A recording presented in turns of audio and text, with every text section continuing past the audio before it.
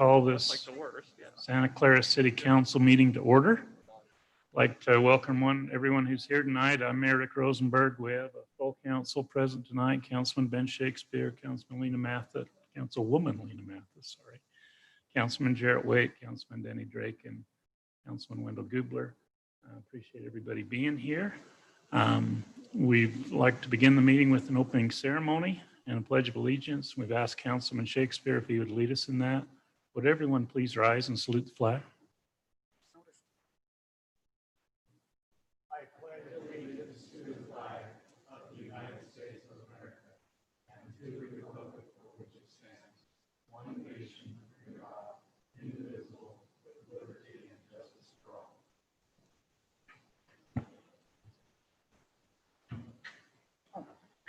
Our Father in heaven, we give thanks this evening to meet as a city, both officials and residents, and give thanks for all that we enjoy here in this great community. We're grateful, Father, for this time of year, for the beauty around. We ask at this time for moisture for this area that might have the rains needed to sustain us. We ask a blessing on this great country, that through this election season, that peace may prevail regardless of the outcome, that cooler heads may come together, and we ask for thy blessing at this meeting and say these things humbly in the name of thy Son, Jesus Christ. Amen. Amen. Amen. Thank you, Ben. Is there any communications or appearances? Has anyone come to speak tonight to the City Council, be heard on an item that's not part of the regular agenda? Just for those, I don't see any public hearings tonight, so if you do plan to speak on an issue and you're not the applicant, if you could fill out one of those orange papers backed by Chief Hansey and get it to me before the discussion starts on the item, I would appreciate that. If you're the applicant, you don't need to worry about it. Conflicts and disclosures, Council. Do you have any conflicts of interest or anything that you need to disclose before we start this meeting? I have to disclose under item number C3, the Second Amendment, the final plat for Ocotillo. The firm I'm employed with prepared that final plat, so just needed to close that. Anything from anybody else? Okay, seeing none, we will go back and go into the working agenda. We don't have any public hearings scheduled tonight, correct? Moving to item 5B, the consent agenda. Council, you've got the approval of the claims and minutes from the September 23rd, 2020 regular City Council meeting, the October 7th, 2020 City Council work meeting minutes, and the claims for October 14th before you. Also, the calendar, item B2. We have a meeting scheduled for October 28th and a work meeting for November 4th.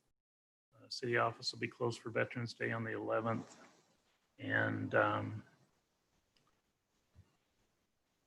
the second City Council meeting was canceled, right, Chris? Oh, it'll be canceled on the consent agenda. It's canceling the 11th. And then can cancel the November 11th, and November 25th, and December 23rd City Council meetings and set a special meeting for November 18th. That's why that doesn't have a day by it in too. So, Council, do you want to do these separately? Do them all together? Your choice. I think you could probably do them all together. Mayor, I'd move we approve the consent agenda as presented. Second. Got a motion by Jarrett and a second by Lena to approve the consent agenda as presented. Any discussion or question on that motion? There is money involved in the payables, so roll call. Wendell? Aye. Danny? Aye. Jarrett? Aye. Lena? Aye. Dan? Aye. The ayes have it unanimously. Appreciate that, Council. Item 5C under general business. This is consider approval of proclamation setting October as Domestic Violence Awareness Month.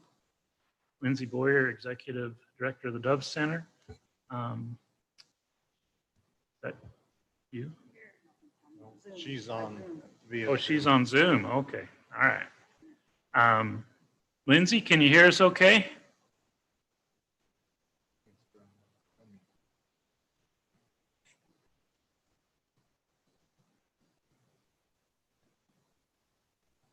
Lindsay, Hi, can you hi. hear us? This is Princess, and I believe Lindsay's on as well. And I am here as well on behalf of the Dove Center. I'm the fundraising and grants manager. Okay, great. Go ahead and tell us about your proclamation. Yes, so this proclamation basically makes public Domestic Awareness Month in our area. And we're just so grateful to be able to partner with Santa Clara City and the rest of the county to provide awareness and support to survivors of domestic violence this month and throughout the year. Great. Council, they do have a proclamation. I think I'd like to read that proclamation into the minutes. This is, whereas is it a basic human right to live free from violence and abuse, and whereas domestic violence is a serious problem that occurs in all cultures and communities and does not discriminate by age, gender, social class, race, ethnicity, religious affiliation, or sexual orientation. And whereas 1 in 3 women and 1 in 7 men in Utah will experience intimate partner violence in their lifetime, and that 60 to 75% of families with intimate partner violence have children who are also impacted by the violence. And whereas seniors are also victims of domestic and sexual violence and are part of the most underreported group. And whereas domestic violence related homicides account for over 40% of homicides in Utah, and 80 Utah children will witness the murder of an attempted murder of their mother every year. And whereas awareness and intentional collaboration are required to find solutions to abuse and intimate partner violence. And whereas it is the role of local government to provide for the health, safety, and welfare of its citizens. Now therefore I, Rick Rosenberg, Mayor of the City of Santa Clara, Utah, in partnership with Dove Center, do hereby proclaim October as Domestic Violence Awareness Month. In the City of Santa Clara, we urge all residents to use October as Domestic Violence Awareness Month to learn how they can break the silence and end the domestic violence in our community. In witness whereof, I have hereunto set my hand and caused to be affixed the seal of the City of Santa Clara, Utah, this 14th day of October 2020. Council, I'd like to get a motion to approve that proclamation, authorize the mayor to sign. So moved. Second. A motion by Denny and a second by Wendell to approve the proclamation. Is there any question on that motion? All in favor say aye. Aye. Is there any opposed? Passes unanimously. Thank you. Thank you. Thank you, Lindsay. We appreciate the efforts and the good work that you guys do over to Dove Center. Anything you want to add?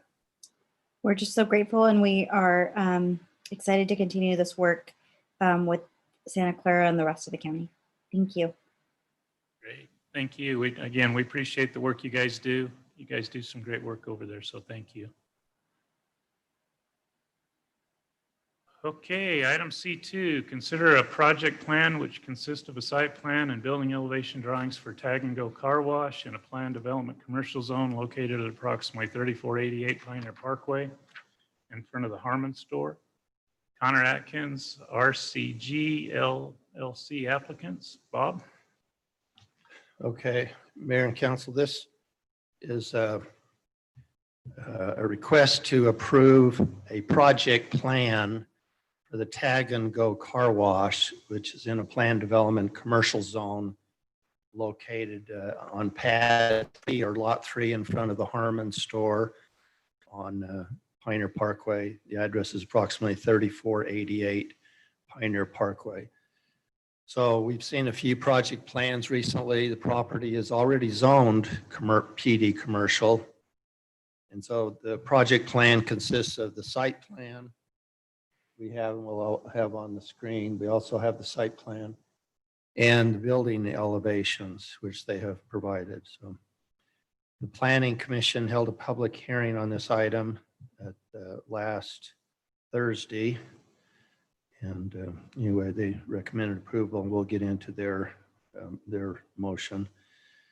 The use in the PDC zone, the PD commercial zone lists auto repair completely enclosed as a conditional use, and the car wash is nearly enclosed except for the openings at the entrance and the exit. So staff feels that it met the intent of the ordinance, and the Planning Commission approved the conditional use permit at their meeting, subject to the City Council's approval of the project plan. And the site plan proposes a 4,961 square foot, single level, flat roof building, which will run perpendicular to Pioneer Parkway. The building is 22 feet in height and has an exterior of synthetic stucco and stone veneer. So the materials are on the front counter here. And you've probably seen the tag and goes around the community. There's two I know in St. George, and I think this is proposed to be quite similar.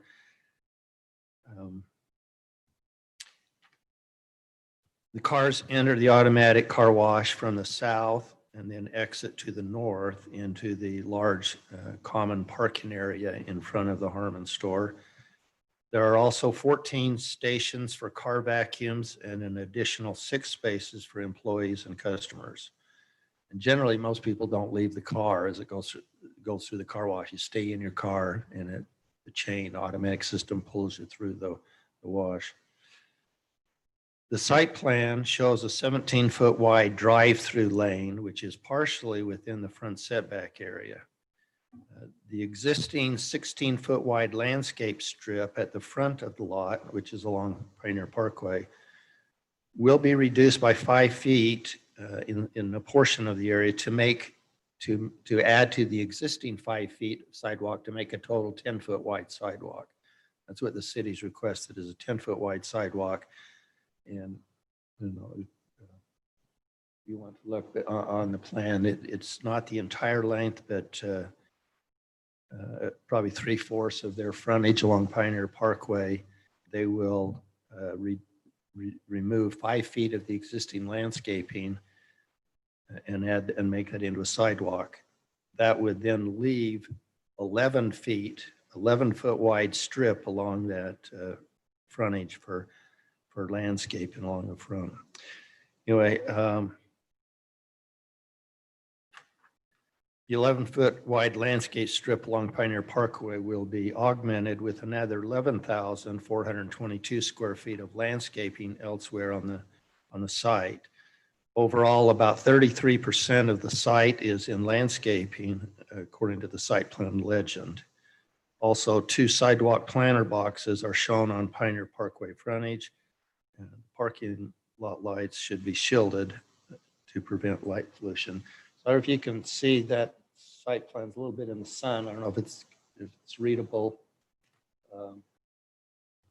Anyway, you can see the greenery on the site plan. So there's a fairly large amount of, maybe we can pull it right up here. Bob, do you need that one there?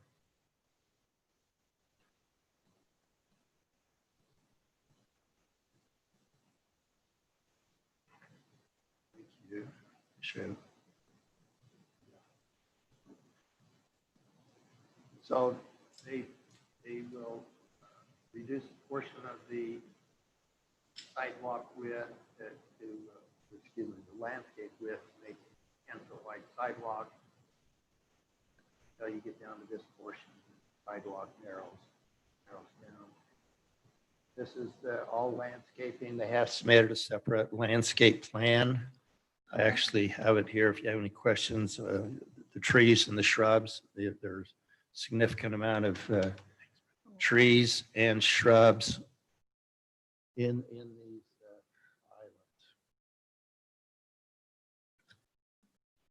islands. The building, Brock, maybe you can pull up their elevation drawing. Yeah. I don't know if we have it in color. They do provide a written copy. They all have a copy of their color. There you go. So, and there's the building materials. I don't know if Connor is here. I don't see if Connor here.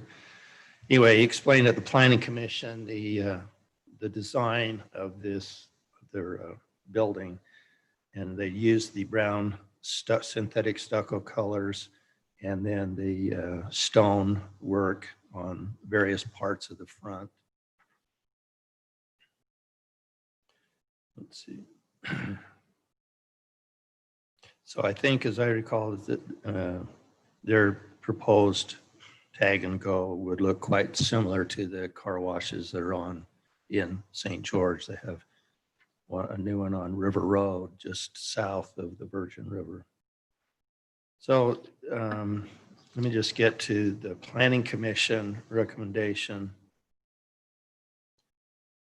Planning Commission made 3 separate motions based on recommendation from the Deputy City Attorney to take these.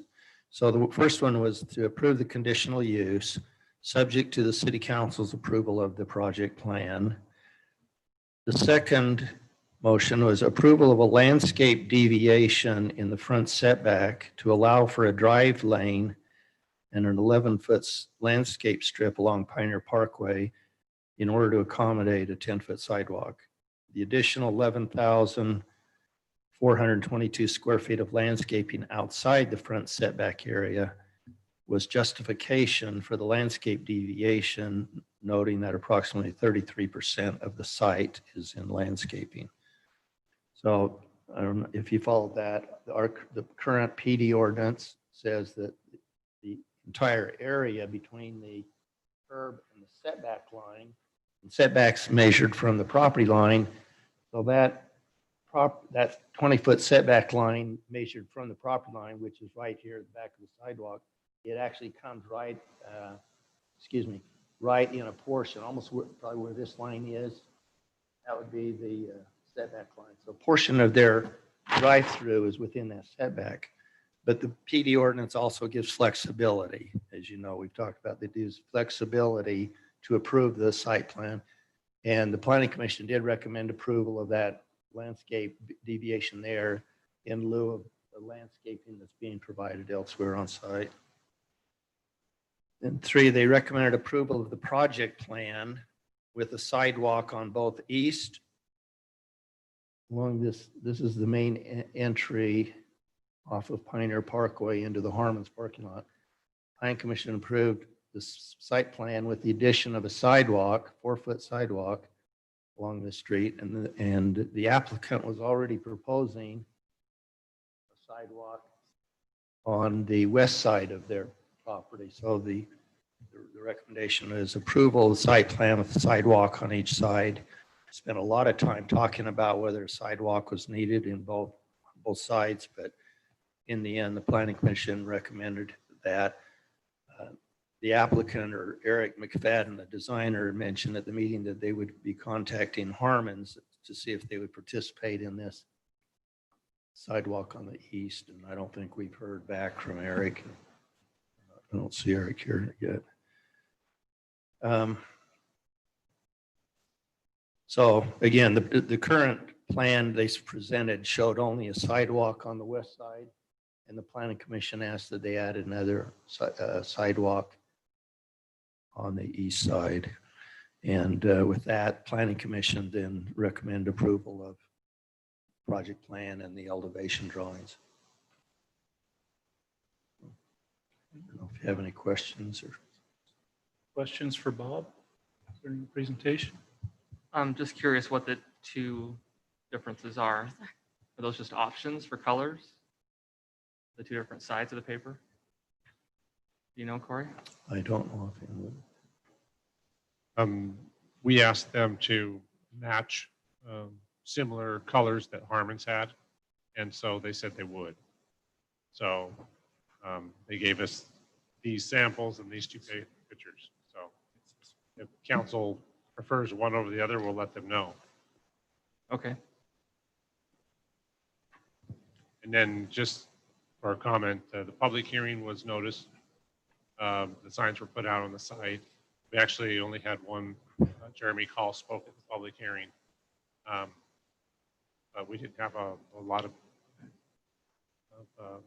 people, nobody called in to voice their opinion on this application, other than Jeremy Call. And his main concern is that he wanted the building up front on Pioneer, and he wanted the whole site so rotated so that the building would face Pioneer. And he came to the building department and said he wanted to appeal the conditional use permit, but he hasn't submitted an application. So I don't think that he's moving forward on that. So.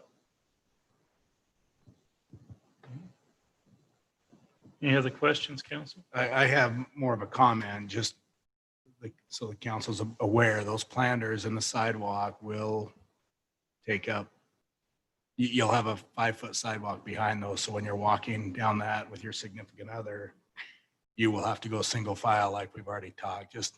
I'm just making the note. It'll match what we have. Corey's going to answer that. I'm just, Yes, we spoke about that in planning commission and asked them to match what was approved for Bucks Ace Hardware, that they would make those planter strips narrower. And they agreed. Is the applicant here or the applicant's representative here?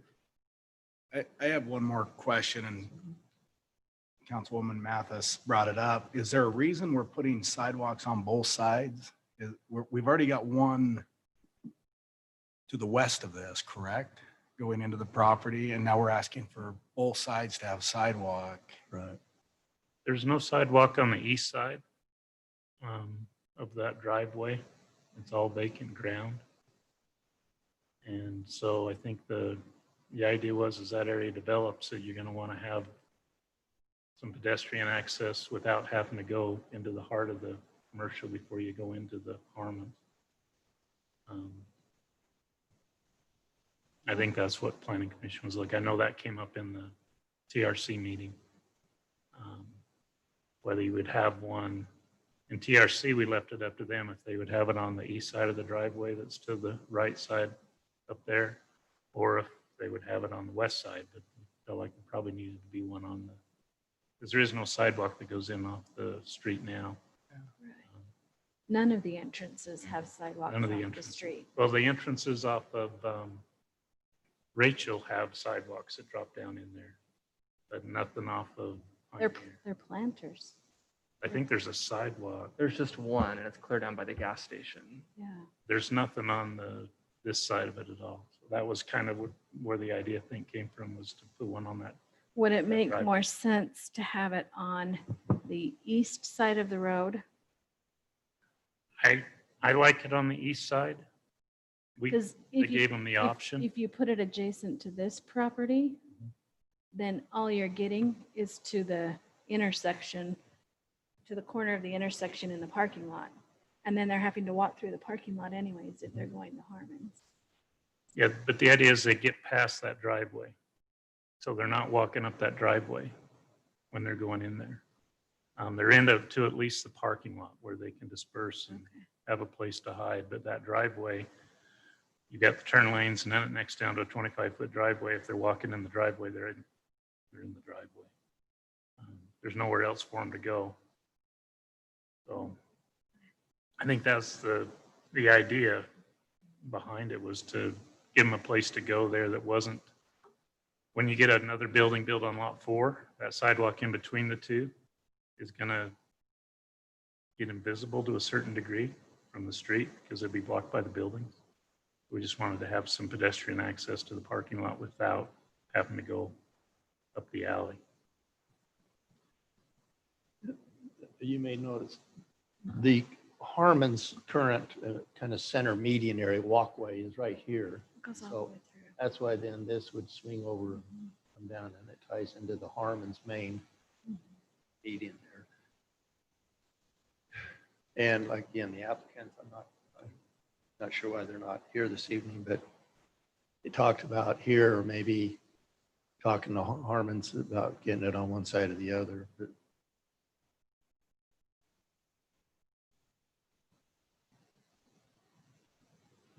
I know that came up in staff. That was a discussion that happened in staff. I do too. Yeah, and I believe one of the planning commissioners stated he's seen people walking on that driveway, like going to work and getting into Harmon's coming from the road there. So It's just the same issue we have. There's even more people that come from the west side and they walk down Rachel and then they turn and there's no sidewalk. And they're just meandering through that drive into Harmon's because on the north side of Pet Store or whatever, there's not a sidewalk there. yeah, and more than once I've wished there was a sidewalk there for sure. Right. Hey, Brock, do you have Google Earth on this thing? So it might be something when pad A goes in, we might want to consider for pad A to have a sidewalk that comes down off of that drive into the parking lot, for the very For same the same reason, reasons. exactly. Mhm. Brock, I was able to pull up that little vicinity map and zoom in so you could see the sidewalk a little better.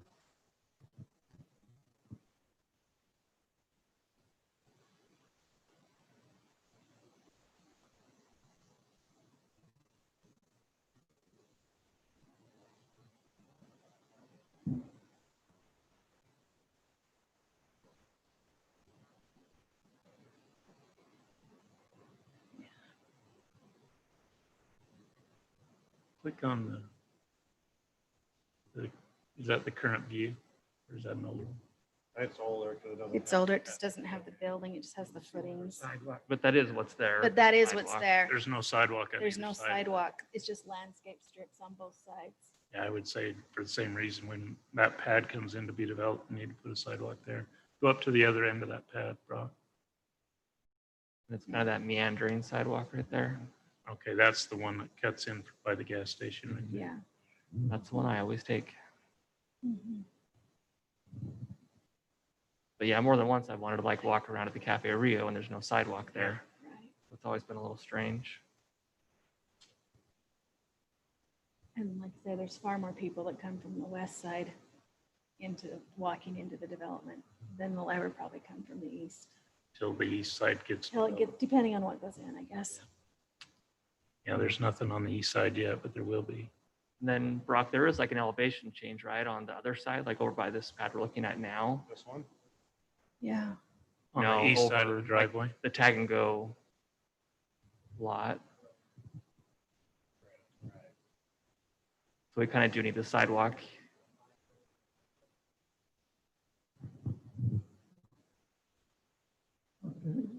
It would be better if we could get Harmon's to put the sidewalk on the far east side, I think, and then it would keep them from just walking right along Tag and Go and going right down to that busy intersection.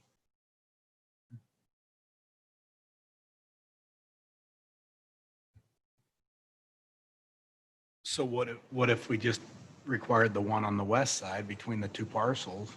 And when the development comes in on the other side, then you've got them covered from both east and west, and maybe the owner doesn't mind putting them both in. It's not a, On the east side, there's quite an elevation. So from this east entrance, you can see that Harmon's only owns that little landscape strip there. And then it drops off to the next person's property, but there's probably 30 foot of elevation change there. So a sidewalk going on the next property may or may not happen depending on how they develop it. If they feel it, yeah.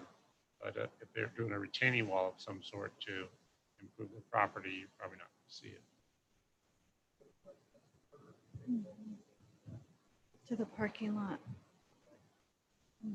Put it right down until it gets to that other parking and to get them past that intersection, because that's going to get busy with cars going in and out of there. Yeah. And that was my fear with having it on the west side of the drive, is you're going to dump all those people out right at the corner of where that intersection meets. Yep. And then they're having to figure out what to do because there's not another sidewalk. If they want to walk west, there's not another sidewalk on the north end that goes west.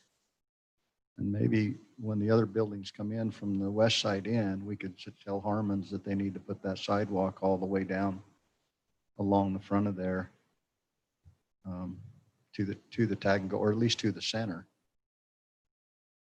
So that the people on Rachel could follow that right along the edge of the pet store and come down.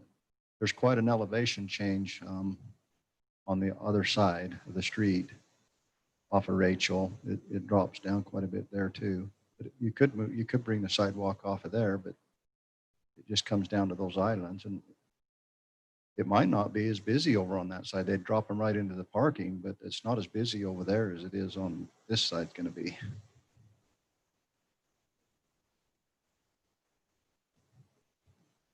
So then my question is, since if we are talking about a sidewalk not in this project plan, like how do we approach Harmon's and ask them to put sidewalks where we'd like them? Where their plan's already been approved and done and Well, the planning commission recommended the site plan with the addition of the sidewalk on this property. However, I think it was acceptable to have it either side as long as it was somewhere along that drive. The applicant said, we will contact Harmon's and see, about how their position and also whether they would help financially put the sidewalk in. And so I don't know what the latest is on that. Okay. So looking at, on my phone, pulling up the map, it shows this sidewalk right here actually extends down to about here and then kind of meanders down to right in front of the Bon Appetit. And it shows a little sidewalk that meanders down right there in front of Bon Appetit to connect to that pad. See, I don't think they actually connect. There's a sidewalk going around the building that maybe you're seeing. Yep. Unless I'm remembering wrong, but I walk that a lot. Yeah, I don't remember that either. So you can walk over the landscaping and get on the sidewalk that goes right around the building. But you have to actually cross their landscaping to get to that sidewalk.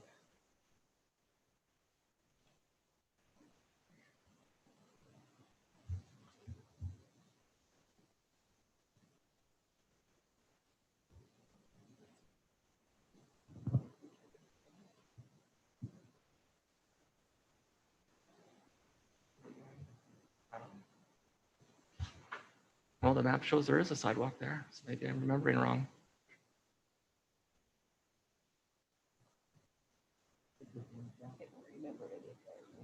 I mean, you could approve the planning commission motion and add with the ability to move it to the other side of the street.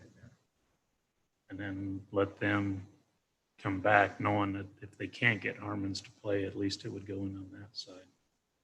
We can try and encourage Harmon's to put it in. But our best leverage is probably dealing with these individual pads as they come in for their site plan approval to get the sidewalks where we want.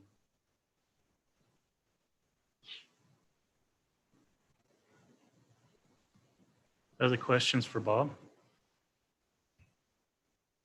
The planning commission did ask if they could shift everything to the north a little bit. But then I think the applicant replied back that they wanted more of an exit from the car wash to give people more time to think about which way they're going to go. Right. Is that kind of where it ended? That Yes, I think, I think maybe it was Jeremy Call or somebody who said, let's shift this. Their comment was when somebody exits this car wash, they need to be fully out of the car wash before they decide and not be sticking partway into that lane. Yeah, just one concern after coming out of the car wash and that car in front of you isn't moving and you're being pushed by the chain. Yeah. You can't slow yourself down. You need some room to stack a car too and allow people to get out of the way. What was the reasoning for that question? When you Probably got- would let them move the landscapes or maintain the landscape strip in the front. exactly, yeah, they wouldn't have to cut into the landscaping. Cafe Rio's right out on the corner, and I mean, we've already Sure. said that. I guess that's why I question why they even make that request, where we've already set the precedence down on the corner there. But you said they added additional landscaping on the Yeah. project so that it was up to 30-something%, right? Yeah, Become- if you look to at account all for it. this greenery, that is Right. landscaping, and that came to, they sit on their site plan about 33% of the site. So, yeah.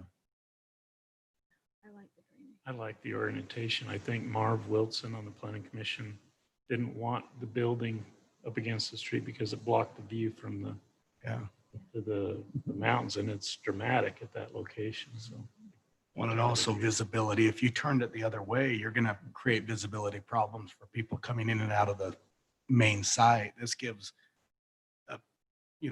100 feet, 75 feet away from that exit there. To me, this is perfect. Yeah, Harmon's, the applicant said that Harmon's lease agreement with them was contingent on it being not across Pioneer because of the visibility of Harmon's. other questions, council? I'll just add, I was contacted by one neighbor across the street, just kind of wondering how it was oriented and how that would work. And when I told him the dryers were clear far away on the opposite end, he was pretty happy with that because that's probably gonna be the loudest part of the building. I said, you might hear people vacuuming their cars. That'd be the loudest thing we'll probably hear. So he was pleased with that. Good. Okay.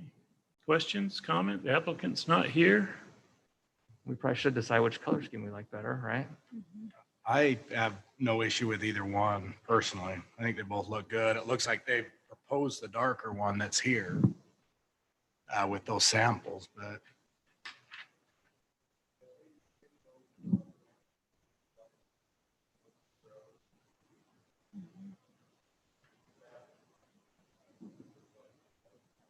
Harmon's isn't that light anyways.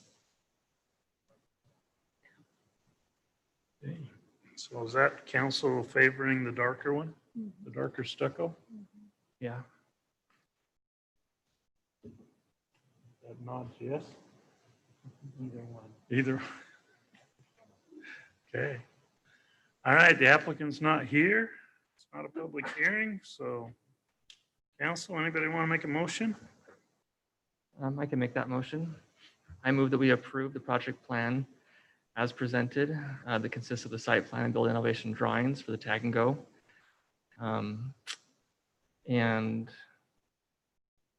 sorry, I need to get clear back to the planning commission's recommendations. Is that with both drives, Sorry, what was that? both sidewalks? That's what I'm getting to. I was going to add that. My screen is black. Let it load. It's a very long motion. Sorry, everyone. You're fine. What page it is? it takes a minute when you get into those. I have a written copy. Jared, I don't know if that would. That would be great.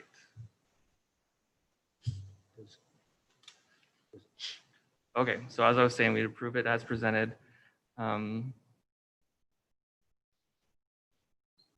Allowing the landscape deviation as the planning commission suggested because of the additional landscaping, and then also recommending sidewalk on the east and west sides of the project, whether that be on the Harmon's property on the east side or on their property. I think that's everything. And approval of the, oh no, we don't have to do the condition. Oh, and showing that the council prefers the darker color scheme. Okay. Go Got ahead. a motion Second. by Jarrett and a second by Lena. Any question or comments on that motion? Do we need a motion in that for the reduction in the front landscape strip, or is that a separate motion? Or did you include that? That was covered in it. I included it, yeah. Part of the landscape deviation. Perfect. Any other questions, comments? Okay, good. Do have a motion and a second. All in favor, say aye. Roll call, Ben. Aye. Lena? Aye. Jarrett? Aye. Danny? Aye. Wendell? Aye. Ayes have it. Motion passes. Thank you, Bob. Number 3, consider second amendment of final plat for Ocotillo Springs Phase 3, located south of North 10 Road and east 400 East. Jared Bates is representing. I'll fill in for him, Bob, or Cora. Yes, this is another amendment to the Ocotillo plat, phase 3. You've seen one not too long ago where they requested a 5-plex be reduced to a 4-plex. And this, you pull up that plat, I can show you building number 6. When they got laying out the radius, they neglected to call a surveyor to lay out the pins. They just laid it out and they got off. So the 4-plex, go right down here, this building number 6 up here, used to be a 4-plex like building 5. They found out that 4-plex would not fit. So they're requesting amendment, change that 4-plex to a 3-plex. And hopefully that'll be all, well, that is all the footings left. So hopefully we won't be amending the plat anymore. And everything stays the same. They're just amending that footprint. And that's the request. Okay. Any questions for Corey? There's a lesson learned there. I'll tell you the lesson right here, and I tell my guys all the time. That $175 survey is worth every penny. So And it just surprises me because they started out survey, and then they quit on the last 2 or 3. And it was like, and they got to the end and went, oh, this is not going to fit. Yeah. So, no questions? Okay, anybody want to make a motion? I move to approve the amendment for the Ocotillo final plat. I'll second it. Got a motion by Denny and a second by Wendell to approve the second amendment of the final plat for Ocotillo Springs Phase 3. Any question on that motion? Seeing none, roll call. Wendell? Aye. Denny? Aye. Jarrett? Aye. Lena? Hi. Ben? I Passes unanimously. Thank you, council. Number 4, consider a proposed amendment to Title 16, Section 16.24.080 subdivision ordinance to reduce the landscape strip to accommodate a needed turning lane and an intersection and approve ordinance 2020-14. So this is fairly simple. The ordinance requires on double fronted lots that a landscape strip be provided with sidewalk and privacy wall, a minimum average width of 10 feet. This request is, as you can see in the ordinance, we added a line that says where the city determines that there is a turning lane is needed at an intersection, the city council may reduce the landscape strip in order to accommodate the turning lane. There's also there shall be a minimum separation of 1 foot between a sidewalk and a privacy wall. This sort of came up on development, and I'll walk over here.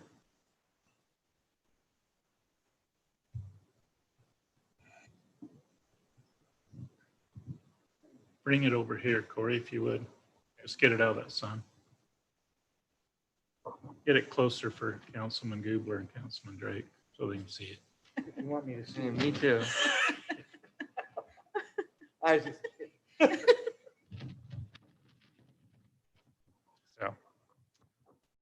So, Rachel Drive, Red Mountain Drive. It's proposed to put a collector along here. These are double frontage lots, require a landscape strip on both sides. Proposed to do a desalination or make this wider for a reduction in the landscaping to accommodate a turning lane. And well, but what this ordinance address isn't right here. It's actually right there. Wherever we've come to these intersections with major roads, usually we'll allow for the ability to put in a left turn lane, but sometimes they want a right decel lane. When they do that on that standard street section, it would require additional right of way or let that double fronted lot landscaping go away. So you'd have the wider pavement section and reduce the landscaping. That's all it's trying to do.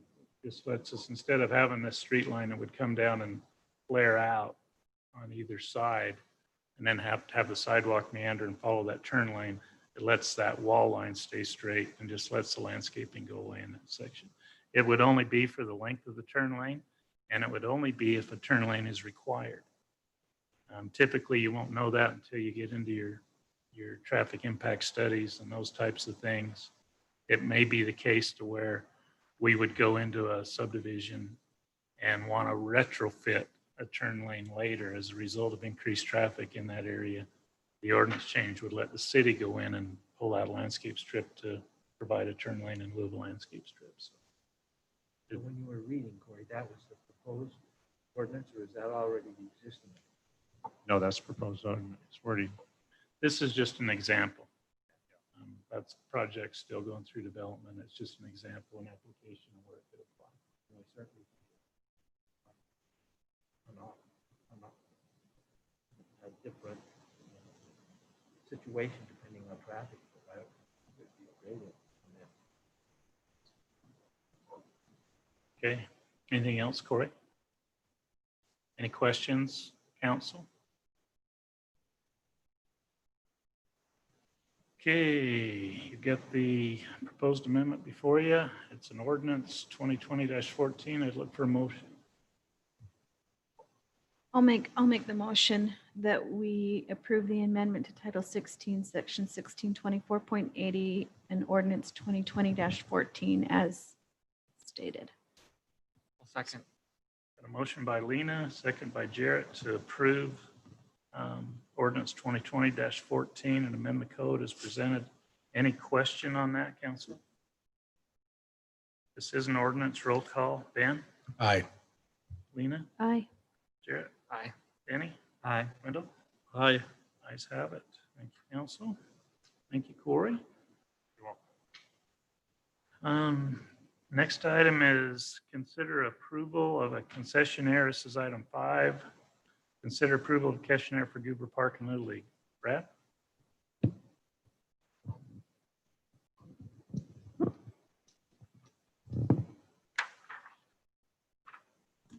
Good afternoon.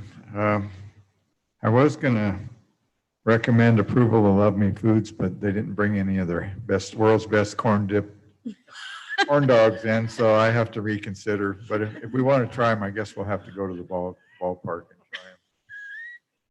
They were so close, dude. I know. They have a food truck. They could have just set it up right out here. Actually, they have several.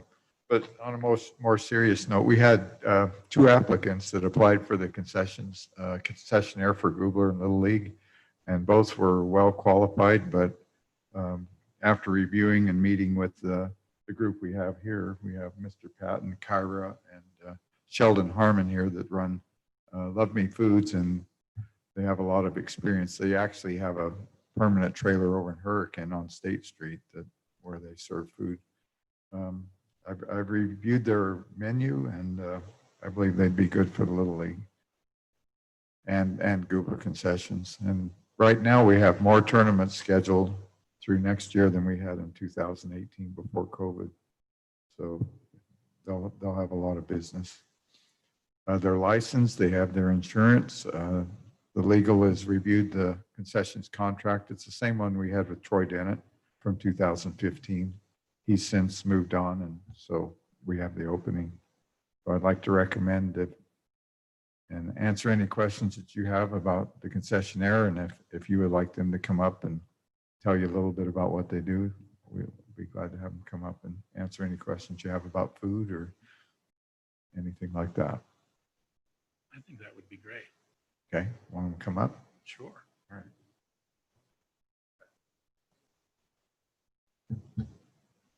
You have questions? Oh, we want to hear about you. Sell yourself before they make a motion.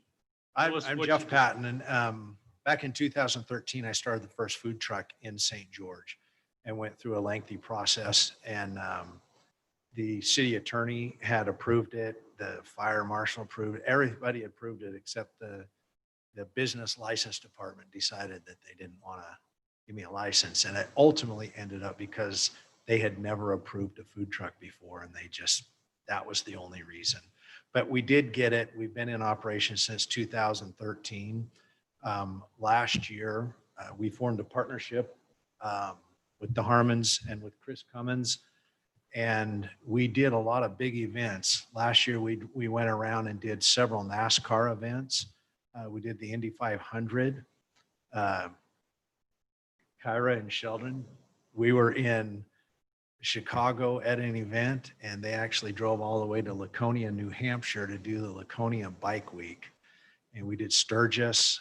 We did a lot of big events, and this year we had several big events on tap, and we haven't worked for about 5 months or so. But things are coming back really strong for us, and we were just talking on the way over here how excited we are for the opportunity to potentially be your concessionaire at the parks. The end of the year, Sheldon, I think the end of the year, St. George the city has already asked us to please bid on the Canyon complex as well. And so we're very excited. We serve hand-dipped corn dogs, and we serve chicken tenders. We serve fish and chips. And we basically can do anything that might fit in that crowd. You know, we'll provide candy, soda, things for the Little League crowd that might be a little more appealing. And we're very excited to hopefully become partners with the city and providing this service for you guys. You're going to paint the Little League building, I see. That's one of our trailers. We would be willing and we would like to put some kind of a sign of some kind like that. We wouldn't be obnoxious and we wouldn't take away, and we'd certainly work with Brad to make sure that it was correct. But that is one of our trailers right there. We own 2 trucks and 3 trailers. And so we are mobile, but we've done some softball tournaments at that Canyons complex for a private, what do they call those guys? Organizer, or who you know, that puts it together. Mm-hmm. And after the city saw what we did, they came and said, would you please come in for our city tournament this week? And I think they asked us to do it the rest of the year, didn't they? Yeah, they asked us to provide everything for the rest of the year for them. And so we've been pulling this particular trailer into that complex right in there. There's not enough room at Goober Park to do that, but the concession stand is more than adequate for what we do. We would probably put a couple of fryers in there, ones of particular ones that we use. But other than that, it's a great setup and a great facility particularly for what we do. That's exciting. And dip corn dogs, man, I'm gonna have to start going Little League games again. And we definitely would have brought one of our trailers if we would have known that you would. You know, that could have sped this whole thing up. I am curious if have any plans for Svensson Field, the Canyon View Park, if you'll bring a trailer there at some point for those games, or are you just going to focus on Goobler? For which one is that?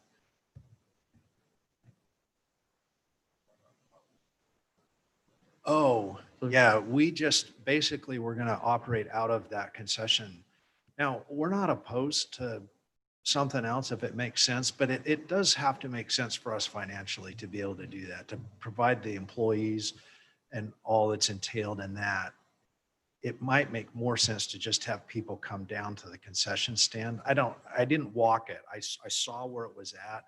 So I'm not really sure exactly how far that is, but I'm guessing it's part of the same complex and that it would be probably easier for them to come to us than for us to go to them at this point. Okay. Any other questions, council? Do you hire any local kids to work on weekends or whenever that you need them? We absolutely would be more than willing to have recommendations. That's always kind of a little bit of a challenge, but yes, absolutely. We would love to hire. I mean, we noticed that the high school was right there. And so, yeah, we would love to do that. Especially, I think Brad told us that April and May is pretty solid with Little League, at least 3 nights a week, potentially more if they have tournaments on the weekend. And so, yeah, we definitely will be looking for some local kids to help us. Anything else, council? Just a comment, their menu looks fast. I think that's been a big complaint of Little League in the past is it lines up and you're standing in line for 30 minutes. And again, not telling you how to do your business, but your business will be really good if it looks quick, looks delicious, and that's just been It is. We can put a lot of food out of this trailer in just a 1-day period. And we are constantly trying to improve so that like when we go to NASCAR, at a NASCAR event, there's thousands and thousands of people and they all come out at once. And so we have the option of either pre-cooking a whole bunch of food and let it sit there, or we try the best we can to make it as fresh and as fast as we can. And so that's our goal. We don't pre-cook stuff and set it under a heat lamp. But when it starts picking up, we can fill the orders as fast as they're taking them. There's no wait time most of the time. This is great. It looks great. And it excites me to hear how many tournaments you have. And Oh, we were that's good for excited the about that community too. altogether. So this is great. Thank you. Cool. Anything else, council? Okay, if there's not anything, I would thank you for coming and look for a motion to approve the concessionaire agreement for Goober Park and Little League. You ready for a motion? Absolutely. Good, because I'm hungry. I'll make the motion that we approve the concessionaire, excuse me, for the Goober Park as presented. Goober and Little League, excuse me. I'll second. A motion by Ben and a second by Jarrett. Any question on the motion, council? Let's do roll call on it. All in favor? Ben? Aye. Lena? Aye. Jarrett? Aye. Danny? Aye. Wendell? Aye. The ayes have it unanimously. Thank you. Welcome. We can't wait. So let us know when you're going to be set up. Okay. Thank you, guys. Welcome to Santa Clara. Okay. Number 6. Council, I wanted to bring you to speed on a discussion, a meeting that we've had on site out to the orchard, the church orchard on Chapel Street. We were approached by PRI, the real estate division of the church, and the stake about possibly creating a legacy park on that particular property, to where we would work with the church, possibly donate that property to the city, and the city would work with them and probably a foundation or something to create a legacy park on the property where the orchard is, to preserve the agricultural heritage in the downtown, preserve the orchard. PRI is not it's the for-profit arm of the church. So I think if we didn't move quickly, and I think the stake understands this, if we don't move quickly and do something, that would probably be sold for private development and we'd lose the opportunity. So the packet has a brief history of the site, and it was donated by the Tober family years ago. And this is the proposal that was prepared by the stake. And the stake would like just to make sure that we're okay with it and buy in and support it. And then they would make the request for the donation to PRI and their leadership there. So I know everybody here is probably familiar with the orchard. We did Chapel Street improvements down there in front of it now. And it's kind of coming to the point whether you're going to consider selling it or start working this direction. I think it'd be a fantastic addition to the city to be able to bring that into the city hands, even if it costs the city some money in future, street improvements or amenities as part of the park. I just see it as a great opportunity. The question will come up as far as we're going to probably need some help, some volunteer help doing maintenance on the orchard and on the garden and those types of things. It's being covered by the missionaries now. But I'm not so sure that the church wouldn't continue to help us out with that as well. So just something that can be, discussed. I just wanted to bring you guys to speed that is an option, and that I think that I support what the local stake is trying to do, and wanted to get your input on it. will we continue to have a similar amount of trees, or will they take out a bunch of the trees, garden area? Haven't got that deep into the weeds yet. I think the goal is to create something that can be used as a demonstration, as an educational opportunity for the schools, to show the history of the city, the history of the people who settled the city, but also the ability to, if you wanted to have a nice garden, if you wanted to do an orchard, the possibility of maybe bringing a farm animal in there. I don't know, that'll have to be decided. I think the way I'd like to see it is we get a committee, a little committee made up of representatives from the state and the city, some of the staff, come up with a plan that we can support and look at a budget that we could support. And if we get the donation, great, move it forward. I think I've seen some of these where they actually create a nonprofit foundation that goes out and does fundraising to help with the facility. You could use it you could do some improvements on the site, like some parking, some off-street parking, maybe some educational kiosks, like a gazebo or what's pavilion type thing, some things that would, suit the public use of the facility better. So, but right now it's just trying to get them to donate the site first, and then we take that next step and go into the planning effort. Yeah, and I'll say if we do get it, I'd love to keep the orchard. I think it's been a wonderful asset for our community, and it'd be great to open it up to the entire community.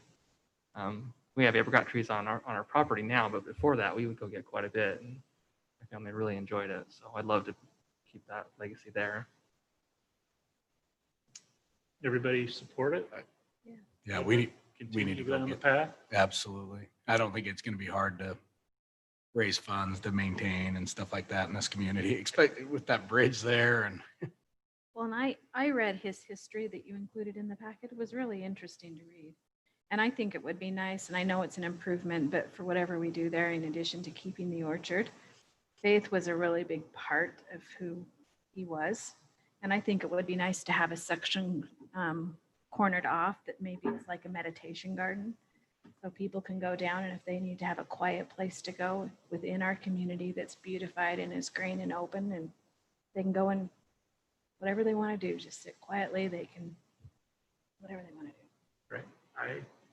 I think that'd be awesome. And we can do some recognition of the family, some plaques and education things, I think, is part of it. There's a lot of potential there. So with your permission, I'll get back to the church, tell them we're behind them 110%. They've asked for a letter of support. You guys okay if I put together a letter? Yeah. So we'll do that, and then we'll just keep you in the loop as things go forward. We'll see what PRI says. That's always an interesting meeting when you meet with PRI. So, okay, no other questions on that one? I will go to item 6, Mayor and Council reports. Ben? Mayor, I'm embarrassed. I missed flood control. You probably know that. It was hunting week last week, and I got a little distracted. So We covered you. I figured you would. The worst part about it, I didn't really realize it until Friday. So, but outside of that, that's all I have. Okay. Lena? I guess the only thing I would report is we are continuing our training with the city council. They now all have their binders, as you're aware. We did a training last week, and I believe most of them are scheduled for some online trainings with the league. And several I actually have had email me, and they've watched some of the videos that were recommended on the league website as well. So I think we're in the right direction with that. And Thank you, Yeah. Lena, for what you did there. Thank you. They want to know if you got your deer, Ben. I did not, but others did because of my efforts. I had a brother that had foot surgery, so we put him down at the bottom. You dog. Yeah, pushed it right to him. So, yeah, but it's the first year. It was a hard hunt. It was dry. It was hot. It was early. They broke it up this year. And it was the first year I came out with blisters on my feet. Yeah, I went a little extreme, but it was fun to get out and enjoy the area. Anything else, Lena? Jarrett? I will say that Lena did an excellent job last week with the planning commission. I wanted to attend, wasn't able to, but I did watch or listen to it online and thought she did a really good job respecting the planning commission, but also kind of nudging them to some of the resources that are there to really help them. So it was a great job. I just wanted to see kind of where staff is at on the new director from the governor, especially with our city council meetings, how things might change. I'm wearing a mask tonight because I believe tomorrow all public gatherings have to wear a mask, if I'm correct, which would mean we all have to wear masks if we're gonna have a city council meeting For 2 weeks. for 2 weeks, yeah. Yeah. So we have till then, only 10 people till the 29th. We'll have a gathering of 10. What does that mean? We'll just put them in the other room or something? If Yeah. Going back to Zoom, what are we doing? Yeah, Well, we could move, some of staff could go in the conference room, go there over up to Jack, the conference room upstairs by Jack's office to probably try to facilitate people that come in that are on the agenda that need to, that could still come here. It doesn't leave a lot, only leaves for a few, but we can do things that way. Still try to encourage people, if that's the case, to jump on via Zoom and attend that way. So we'll go that way. Masks for our next meeting. Theoretically, it might just be for the one meeting. Yes. If he could lift it after that 2-week period. I think that we may fall under the exception that doesn't restrict us to 10, because if you look at the governor's or the state website, it says that the gathering limits exclude formal religious services or events with organizational oversight. So that would include schools, classes at schools. I think we could say that includes organized city meetings as well. So as long as people wore masks, I don't think that restricts us. Mandatory mask, we could still. You could still have it set up just like this. At least that's the way I read it. Thank you. yeah, and I watched, I like the way you read it. yeah, and I watched the latter half of the press conference and some of the questions were asked and went and read online as well. And that was the impression that I got. As long as there's some sort of oversight, then there's no limits. And Brooke actually called me through the BMX track, wondering what would happen with her races. And it fell into that same category that you have someone there that's actually making sure people are wearing masks and trying to follow the guidelines.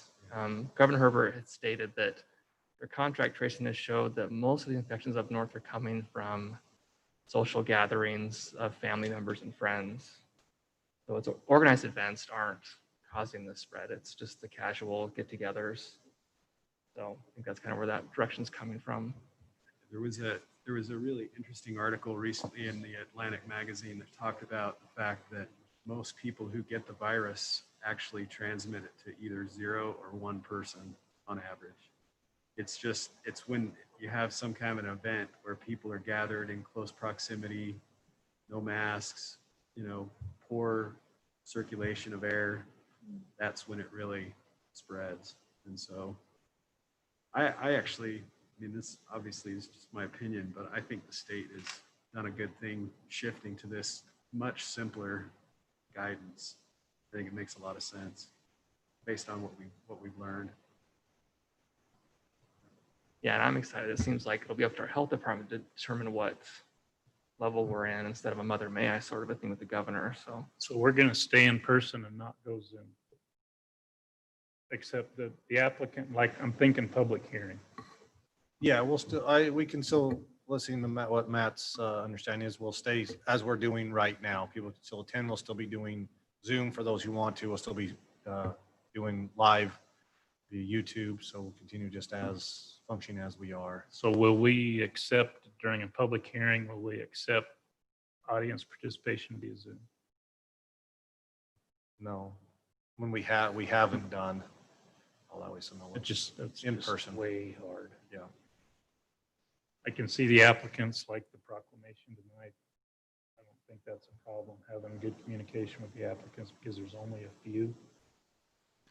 But it was problematic when we were doing the public hearings via Zoom. That was hard.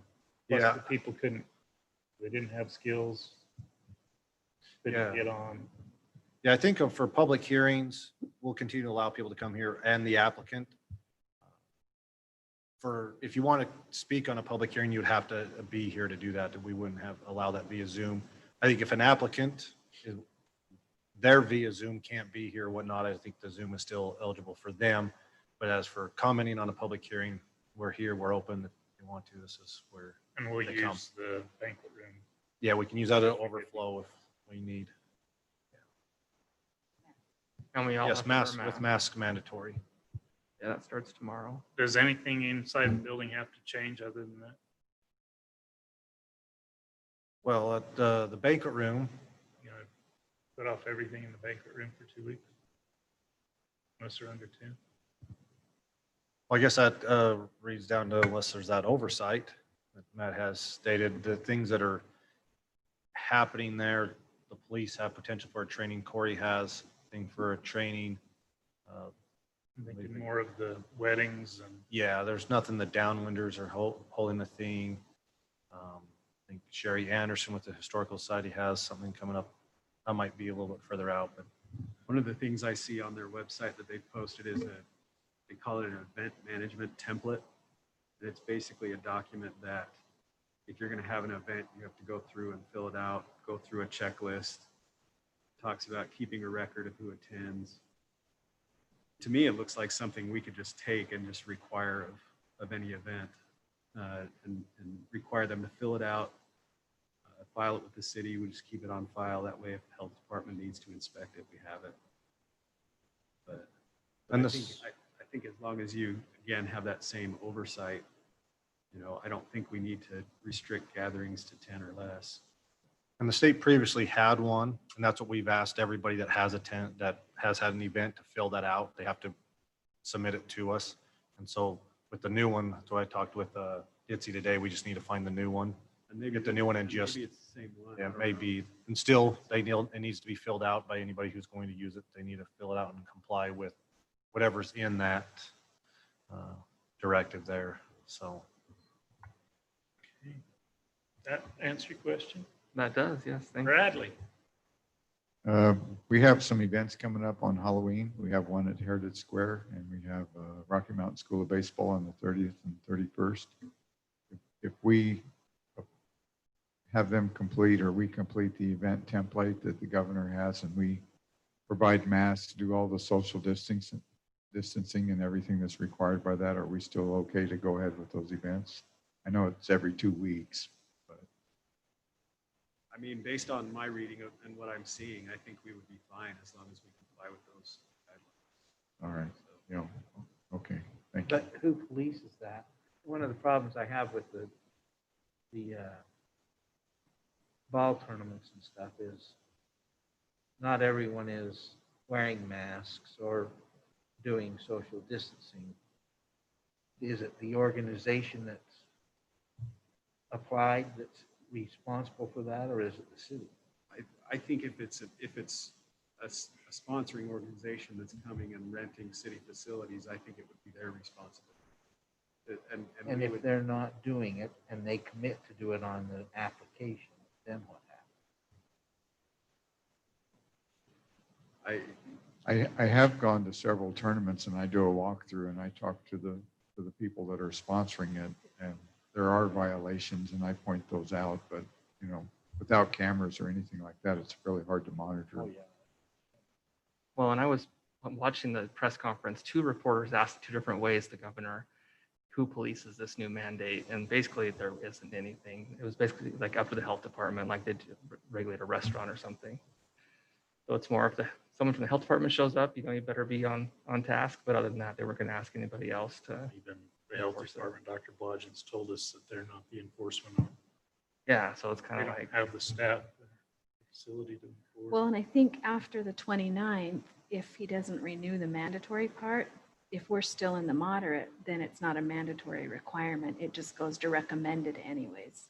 So it would solve the issue with the ball fields and the other things anyways, specifically on masks, right? specifically on Yeah. masks.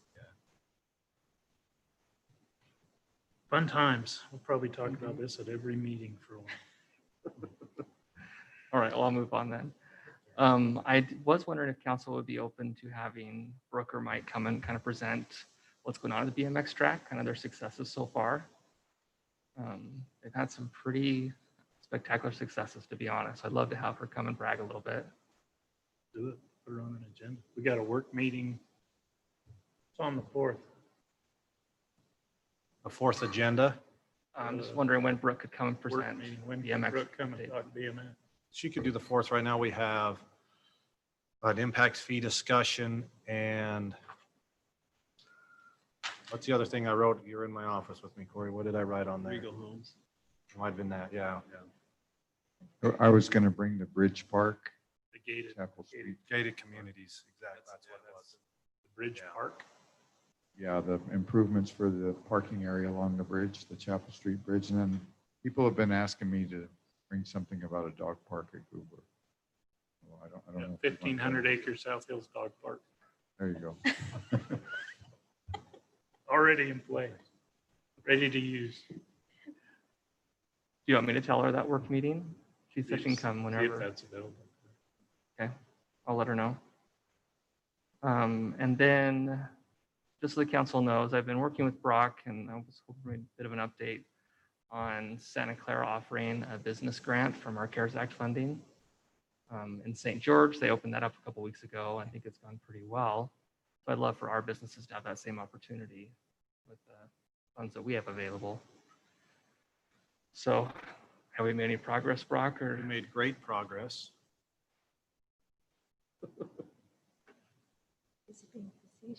I don't. Oh, no, I'm completely, we made great progress on Christelle.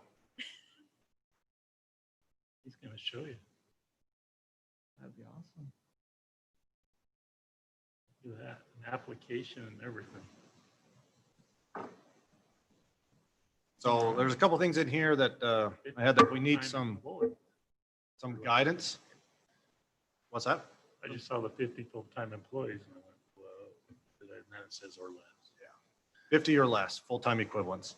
So some of the things that we've gone through this, a couple of things that we would need some guidance from council on is we have the numbers we have in here. If that's the number you want to go, we have grants from 1,000 to 5,000. If we want to go a different number, what people are eligible for on that. And then also is the possibility of, do we set aside the number that you're going to set aside and say, we're going to take $200,000 or $100,000, whatever, what are we going to set aside for our businesses? And so we have here, we've stated roughly that as it says here, funds will be dispersed until the funds are exhausted. We're going to review them based on when they come in and gives them the eligibility requirements. They have to have had a current business license in Santa Clara as of March 1st, 50 full-time equivalents or less. That'd be located in Santa Clara, which also give opportunity to those who had a business license, but maybe do a lot of online, not necessarily brick and mortar. They can still have here, show that they have a negative impact. Other question we have is on kind of number 5, is there a minimum amount that we want to say they of impact? We put it 5,000 or 15% based from March 1st to August 31st. I don't know if do we want to have a minimum amount? So they're also asking if they are open or plan to reopen. They did it at 18 years of old, the owner, and then their ability to document their loss. And so it goes through also asking that they have to give us a W-9. It all can be done online. It's been, we have the template all online, so they can just drag and drop the documents they need. They have W-9, tax return. If they don't have bank statements, the narrative of, the impact of what has happened, they're showing, dictating their loss.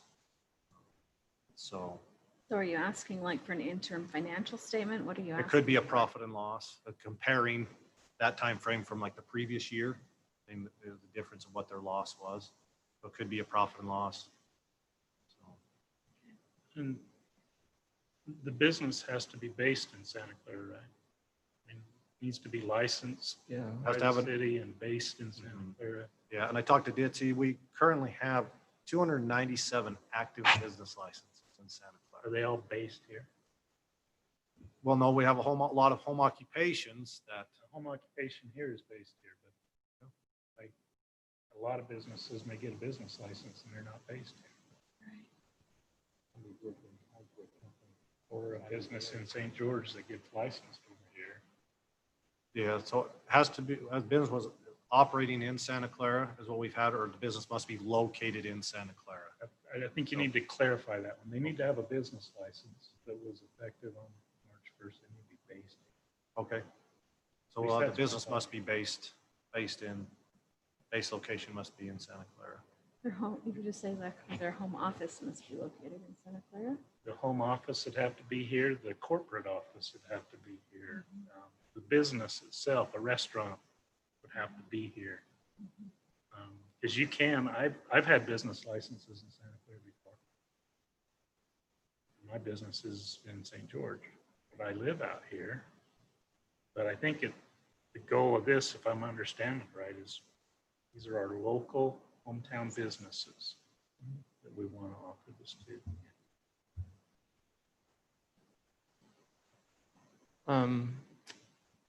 I was curious on the dollar amount. St. George is doing 25,000. How much money did we get? Our total amount that we could get is 714,000. A lot different. St. George is you're probably in the millions. Right. How much of that are you going to go for from the city side? Well, based on what I've read, we can use, I believe we can use the funds for our frontline public health, public safety. So our fire and EMS. I pulled a report, their wages and benefits. We'd be looking at right now in wages and benefits from April 1st through September 30th. You're about $442,000 in wages and benefits. And you can include the cost for the improvements we had to put in too, right? Mhm. So now we've only looked at the improvements and what we bought in PP&E and stuff. We're less than 100,000 in that. I'd say we're less than that. I didn't get an exact number on that, but So you're talking about maybe. And that's, I know reading through the email I have from the state, it really makes it sound like we're allocated 714,000, but almost it said if the money is there, that's what we're allocated. Almost like maybe that all 714 won't be there. I don't know. But we've got the first distribution, which was 238,000. We haven't got our second distribution yet. I've emailed them. Is it the request the same as before or not? What else do we need to do something different to get the second one? So, which they're doing in three installments. So, but that's if we choose though to go the route of using those funds or a different amount for our public safety wages and benefits. That's a decision that you have to make. I mean, it's there. They're what they've done in handling and dealing with the COVID-19 has shifted how they handle and work with patients and EMS and fire. But that's, do you want to take, like I say right now, 442,000? Or do you want to we want to shift it down and, hey, we're not going to do that much. We're going to do a different amount. We'll take that amount and put it to wages and benefits and leave a little bit more to work on this for our small businesses. I would think that number would have to be $5,000, have to be higher, much higher than $5,000. Maybe I'm reading that. How much can they ask for? Well, right now we have it 5 would be the max. But Well, if my business is shut down for 6 months, and you're going to give me $5,000, I've been out of business a long time. But most of these folks probably did CARES funding. I mean, they probably did PPP loans in the beginning. If they were really in trouble, they probably did PPP loans already, and they would have exhausted those funds now. So for small business owners, I mean, even $5,000 isn't. It's enough. maybe rent for a month or something. I guess in my thinking is, looking at the number of businesses that we have and trying to think, okay, how can you try to help as many as you can? It's less, might be less, but trying without getting, maybe that's why I was thinking, 25 grand when I said St. George, but I said we'd go through our funds really, really quick. Yeah, and so that's why I went lower, but I'm open to, move that up. And How many, has anyone been contacted by a business owner that's been affected? I mean, just hearing out there, I haven't had a single one. In fact, it's been just the opposite. It's been, They're so busy. yeah, so I guess I'm, Well, like hair salons, like, Yeah, I mean, our maybe. hair salons, they were significantly impacted by that. And we've got a few of those that are Yeah. run out of their homes here. $5,000 to a stylist who's running it out of her home is a big deal. Yeah. yeah. Yeah, and I would say you'll have quite a few businesses that weren't affected that much, and so they won't be part of that 297. So I prefer that number be a little higher, to be honest, The 5,000. just to make it really worth it, because it's an application process. Yeah, It'll I'm take not them opposed to raising couple hours. it 10. I just don't see, those that do qualify for it are probably going to need it. I just don't see it being that many. And so I really don't think you're going to fly through that. I just, knowing the businesses out there, yeah, hair salons, even our restaurants, I think it's just the opposite. I spoke with our Mexican restaurant down here. They've had the busiest 5 months on record. So we're a big Everything part of that. Drive-in. Yeah. Drive-up. So I'm not opposed to, again, if they legitimately need it, 10 grand's probably, is that what you're thinking, Jarrett? Yeah, I think that'd be good. 10 grand. So would you do it from 1 to 10, or would you do it from 5 to 10, or Well, 2,500 so to 10? in the St. George grant, you just ask for what you want. But you can't ask for more than what your loss was, and that hasn't already been covered by a previous CARES Act grant. So with like Laser Mania, I got the PPP loan, I got the Shop in Utah grant, I got the Safe in Utah grant, I got an EIDL grant. So I just subtract all that, and I still had enough loss to ask for the full 25,000. So do we have that same sort of language that we can't double dip basically? We can, we have it in there as a discussion whether we want to have it in there or not. Just because I know our amounts were less, saying, do we want to restrict people if they did, because it is a smaller amount. So Chriselle and I talked about it. I think we left it in there, or we took it out. I can't remember. We took it out with knowing that we could put it back in there. But like I said, our amounts are less. I didn't want to maybe say, hey, somebody got some and they can't. We're small and trying to help out. So.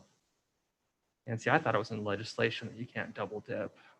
So it's more to make sure we're giving out the funds to the right people. Because we have to subtract out idle funds if they got those from PPP funds, because you can't double dip in both of the sectors. Sounds like we probably have to leave it in there then. Yeah. Yeah, but in the St. George thing, I had to do all the calculations, and then they're just checking. So it's not like, yeah. Okay. So again, I would leave it up to the applicant to fill all that in. And then, like I said, if you need help going through these, I'll be happy to help. Okay, yeah. Because Christelle, we've been putting this together, but a lot of the application, like we tried to look at some other people, how they're doing and stuff. Without having a business to go through the application, you don't know exactly some of the things. So we've done a basic application, trying to make it simple. So, and just the narrative and providing the documentation to support the narrative. So. Yeah, and honestly, where everyone's PPP funds have run out, and now with this new mask mandate, you may have business go down for quite a bit for some people. This might be really opportune, actually, for a lot of businesses. So when can it go live is my question. Does it have to come to council so we can approve an amount, and then you can actually go? When do you get your second tranche? So we know actually how much we have. I don't know. I'm waiting to hear back to see what we have to do to get it. If it's the same application as before, or if it's a different application to get the second one. I haven't heard back from Mr. Kaufman. Office of Management and Budget, so. 'Cause I think we may not want to put it out there in award funds until we have received the funds. At least know what we're gonna get Correct, and when. correct. Well, if we spend about 100,000 so far, we've gotten 200-something thousand, we could at least award, start the process and get a couple businesses through and then cut it off and then reopen it. We get more funds. And you might put that in there that it's subject to the funds received, so that at least get the applications into us. And I agree with that. If we're waiting to hear from the higher ups, we're gonna be waiting a while. So at least get the application process in, but just put it there that it's gonna be subject to funds available. So what are we going to do with the city amount? I mean, it's considerably higher than what we've already received. And if we use it for our police and EMT and so forth, you're going to use 400 and some odd $1,000. What are you going to do? I mean, 200,000 we've got now, we were going to use it for the city. It's gone. The way I understand it, that 400,000, how much of that is additional to what was in the budget? Would you have spent without COVID?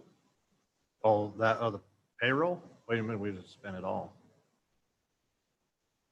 So we're not going like above our budget, right? The 400,000 is addition to what we budgeted?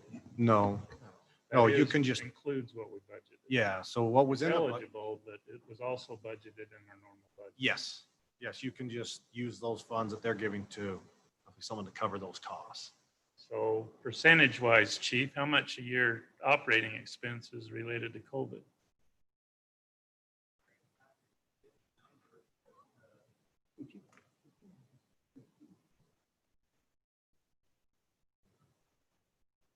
Number off the top of my head, but we've been spending quite a bit on PPE. We're getting some PPE from the Emergency Operations Center as it's available. But staffing wise, Staff and labor wise? yeah, I'd have to get numbers. It'd be interesting to have that. Yeah, but well, for his staffing, that 400,000 is his wages and benefits, but How much of that was in the budget? well, all of that was. That's my point, is that that's normal operations Mhm. is coming to this, so you'd be taking CARES money to pay for normal operation. Correct. How- That's where I'd rather shift it to helping businesses Sure. I and mean, helping the city. that's what I'm saying. I don't know that I would feel good taking the entire CARES fund and use it for normal operating. Unless It- we're gonna take that normal operation expense and do something really, really COVID-related response. You know what I'm saying? Yeah. But isn't that what we're doing with the businesses?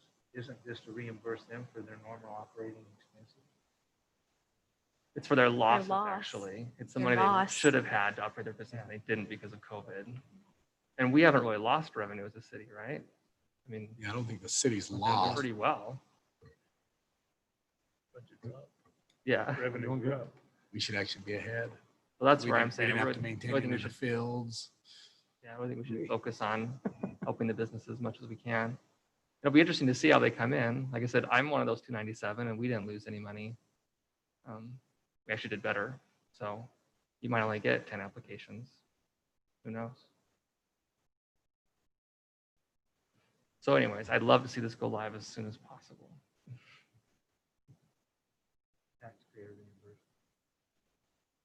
The fact of it is though, it's CARES Act money. So if we don't spend it, nothing happens to it. We might as well use it to help those businesses. And it has to be expended by the 31st of December, right? Yeah, exactly. So Yeah, I agree. I don't know what we're waiting for. The money's there. I just don't see that many applications, and I think you put one line in there that subject to funds available and you're protected. And maybe add some of Jarrett's verbiage for it's limited to your loss. It's all those other things that you had in there. So Mayor, does it take a meeting on this, like an official item to put it out there? We can give staff direction to do it. He'll bring it back for approval. and get it ready for the next meeting or? Yeah, Can like, not. I guess if well, Matt, you could tell me if I'm wrong. I think you could probably put it live and let the application start going, but not award any funds until we bring it back and choose the dollar amount, total amount that we're going to have. And so once that is approved, we have applications already there ready to go with. Yeah, that'd be great. I think it's kind of what Ben was maybe saying, so. Yeah, who approves the act? Is it, who would actually approve the application through the city? Create a committee Okay. of, You- be somebody you would from city approve the council. Expenditure, they would recommend. Okay, yeah, absolutely. But I mean, who would, yeah, I guess who's overseeing the reviewing of the applications? And again, I agree. I don't think we'll see a huge amount of applications, but I think those that are gonna need it, probably need it. So I do agree getting it out there sooner than later. So we'll put together a committee of 3 to 5 people to have that with some staff, maybe from council, look at that, so. Can we send an email to everyone that we have on that has a building, or excuse me, Everyone that we have an email address for, we could. shoot them an email. That's how St. George did it as well. So really good. They run Facebook. Businesses, right, businesses with an email. Right. Yeah. If we have their business license, we should have their email. The only other thing I would add is make sure whatever the financial documents are you're asking for, make sure it's the same from applicant to applicant to applicant, so that nobody ever comes back and says there was any discriminatory whatever. Did you copy what St. Grant. George did where they gave options? Yeah, we have a lot, I think, very similar 'Cause to. you can do a P&L, you can do bank There's the- statements, you can do Yeah. invoices. There's different ways to prove that you had a loss. Right. So There's. I just know that's been a big issue with other granting of funds. They want to be careful.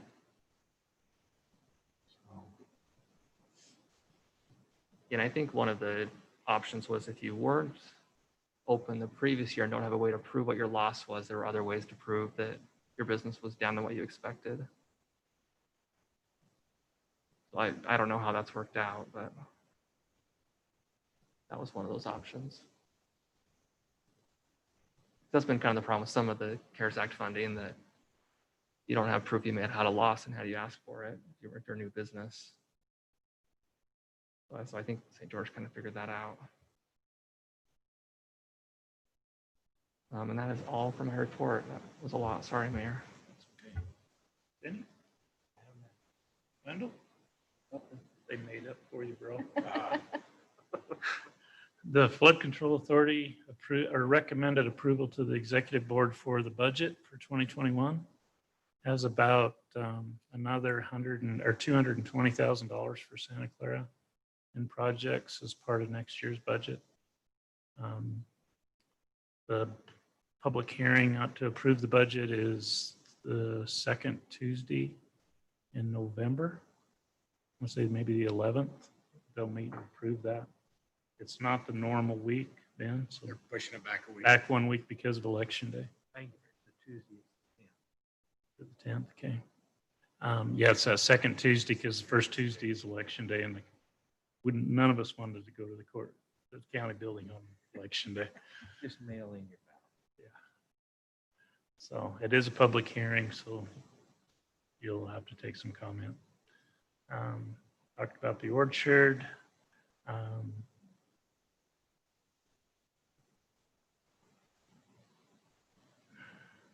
We've been meeting, you guys have, we've been meeting and discussing the development agreement for Black Desert.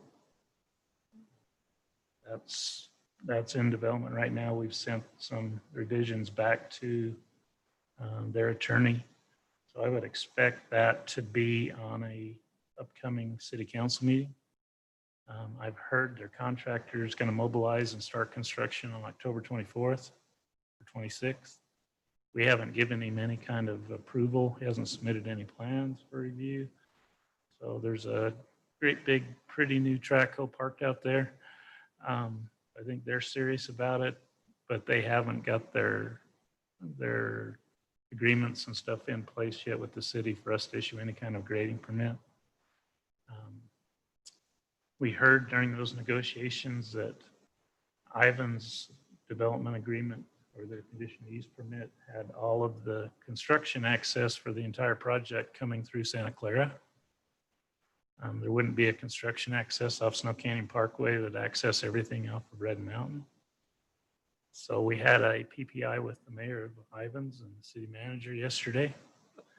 And told him that that really wasn't too cool. And they were going to go back to their council and see if they could get something changed in their conditional use permit to remove that condition. So, and then work with them to provide a construction access off of Snow Canyon Parkway. Well, we put a line in the development agreement that said that construction in Ivans can't use Santa Clara streets as an access. We just heads that up with the city. Yeah. If they'll give us a check for a fire engine, we'll reconsider. I think there's always some negotiation, and they may go for it because they don't want people out on that street. We may get a free fire engine out of it. Huh? Yeah, I think his response was, the fire department's yours, isn't it, Mayor?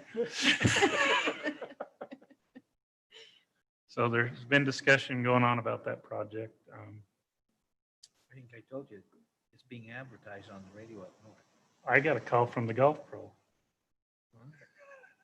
I mean, I listened to 2 different ads twice, so 4 times, in an hour. Advertising Black Desert Resort, Santa Clara. And I'm going, great. Me too.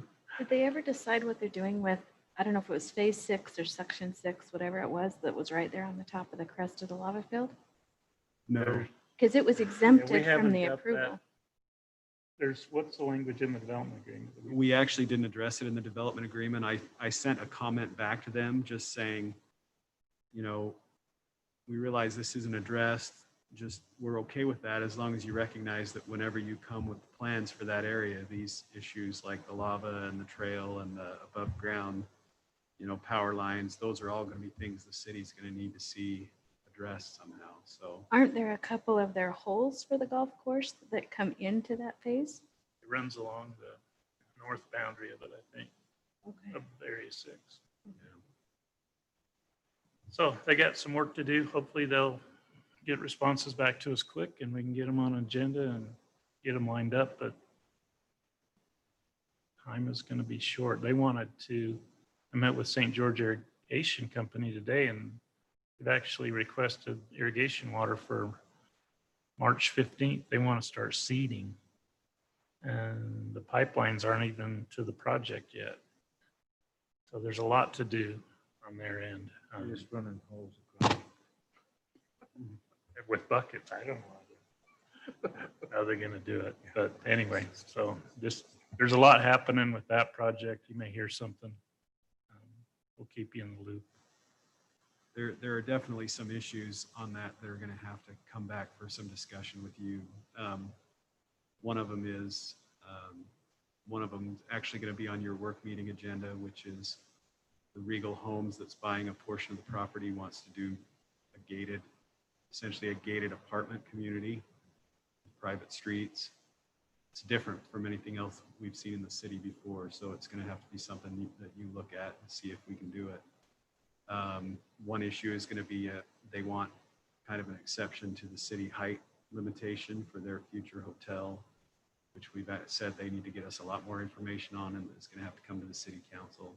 So there are some fairly significant issues that they're going to have to bring to you for you to consider. And, you know, we either address those in the development agreement now, or we just say it's going to have to be left out. And when you're ready for your plans for that part of the project, make your proposal, you know. So because the way it's structured is essentially when the development agreement is signed, the only portion of the project they'll really have the right to build is the golf course.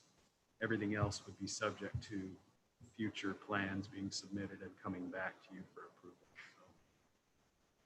it'd be nice to get all those things addressed now, but given the short period of time that we're looking at, they may just say, well, we'll deal with that later. So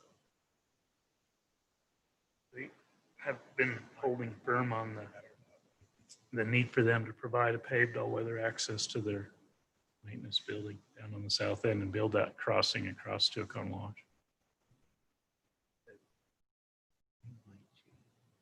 Question is, are they, you said that they'd be able to build the golf course, but I think we stated in there that they wouldn't be able to use the golf course until that road was built and the facilities was brought up to the golf course maintenance shed.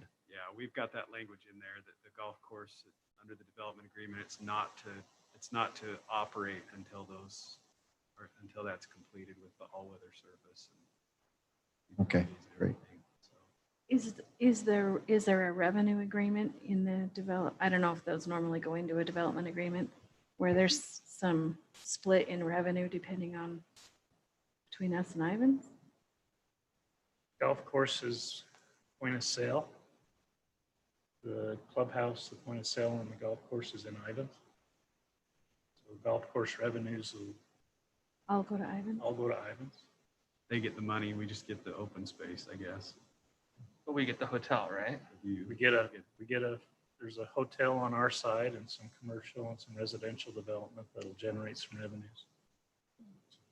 Golf courses in Ivans revenue. That's why the construction of Why we want to look carefully at the height. Yeah, so we don't want to come.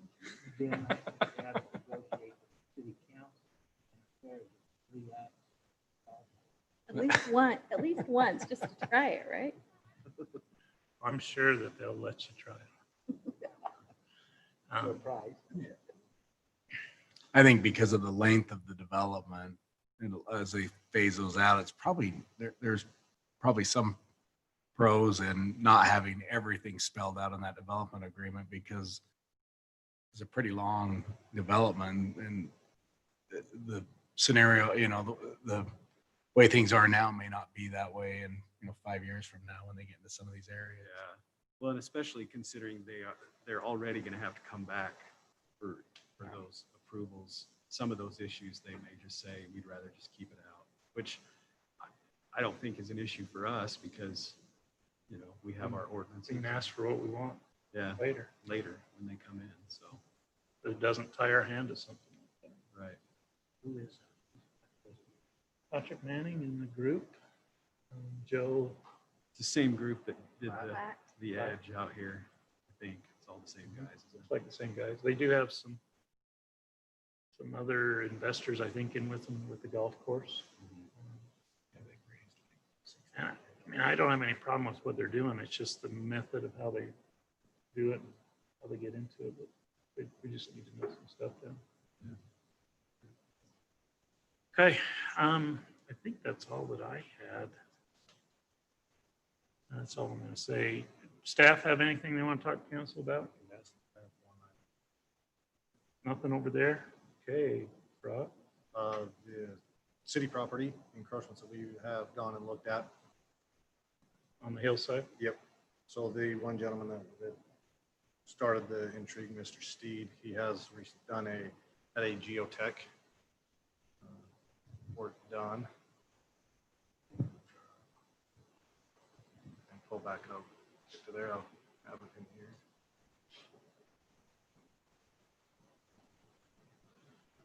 So he's looking, I guess, asking kind of direction of where we go from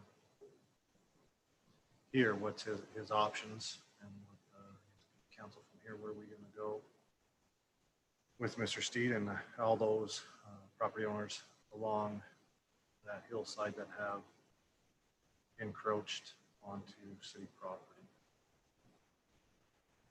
They forwarded me the geotech report and I went through it, and it doesn't really address the issues that we asked him to address.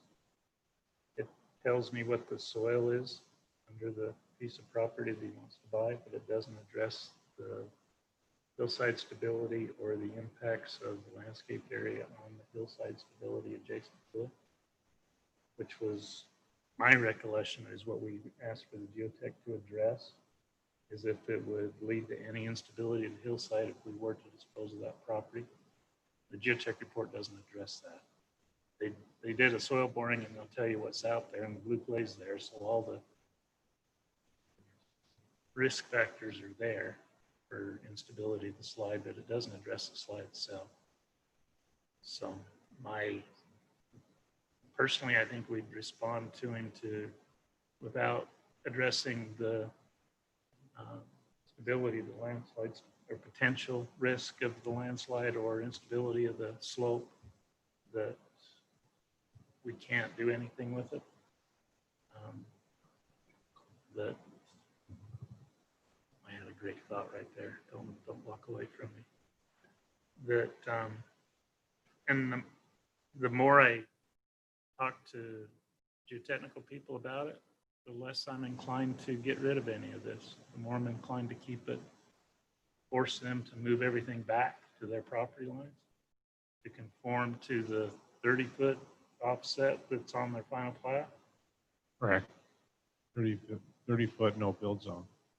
That was on the final plat when they bought the property, and keep this to preserve that slope and prevent any Truman Drive landslide repeat performances.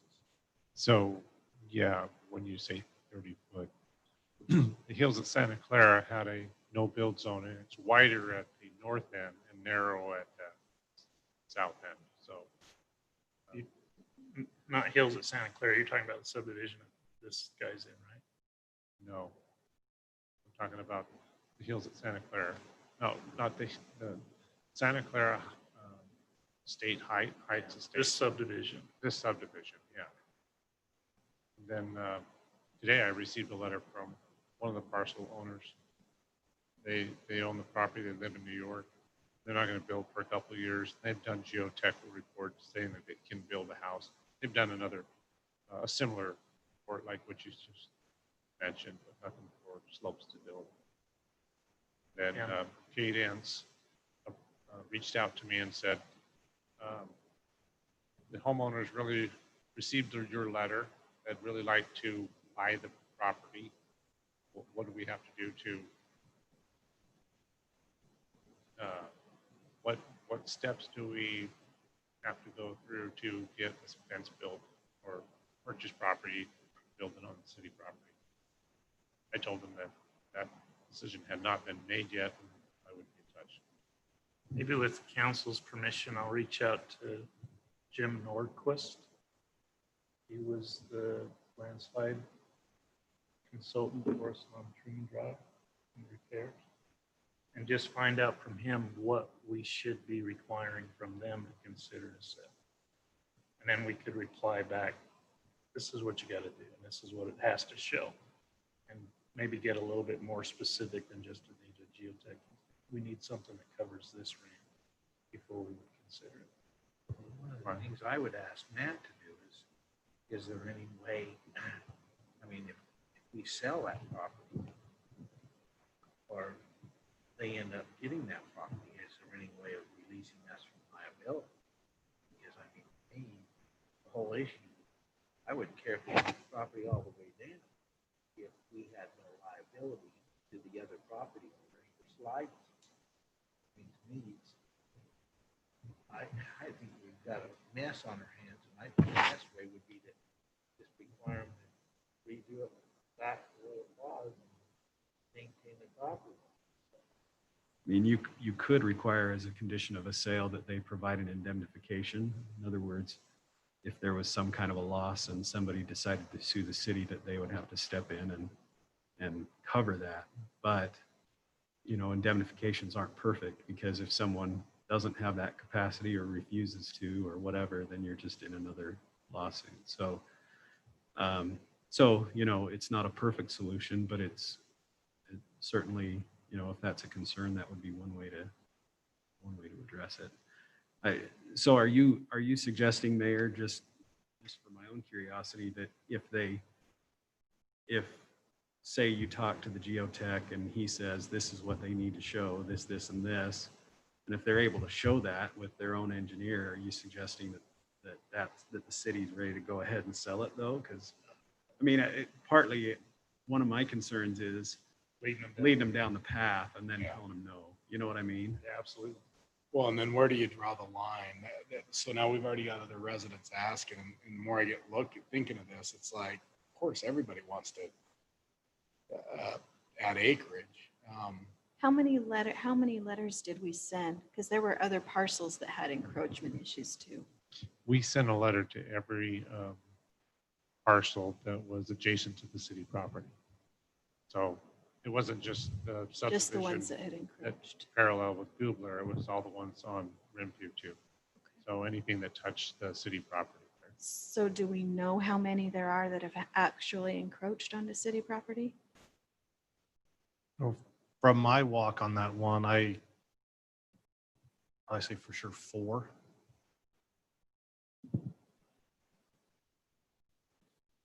How significant? Well, the Steed's probably the most significant, but you have one. I mean, the one, was Mark's? I mean, it, and the one down further, you're 10 and 20 feet. The one at the end's it's a wall and concrete. The wall like right close to the board, and then they've got a concrete pad, probably out about 8 feet, 10 feet, and a bench. The other one's trying to put a wall in, but Corey's had them stopped on a wall and playground. You've got cases where the improvements are installed. Mhm. You've got cases where they're wanting to install more improvements. You got interest in paying the profit. Say it installed improvements.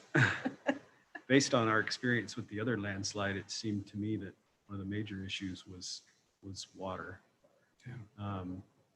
Is this a situation where you could potentially sell it to them with a deed restriction that says they can improve it, but they can't irrigate it?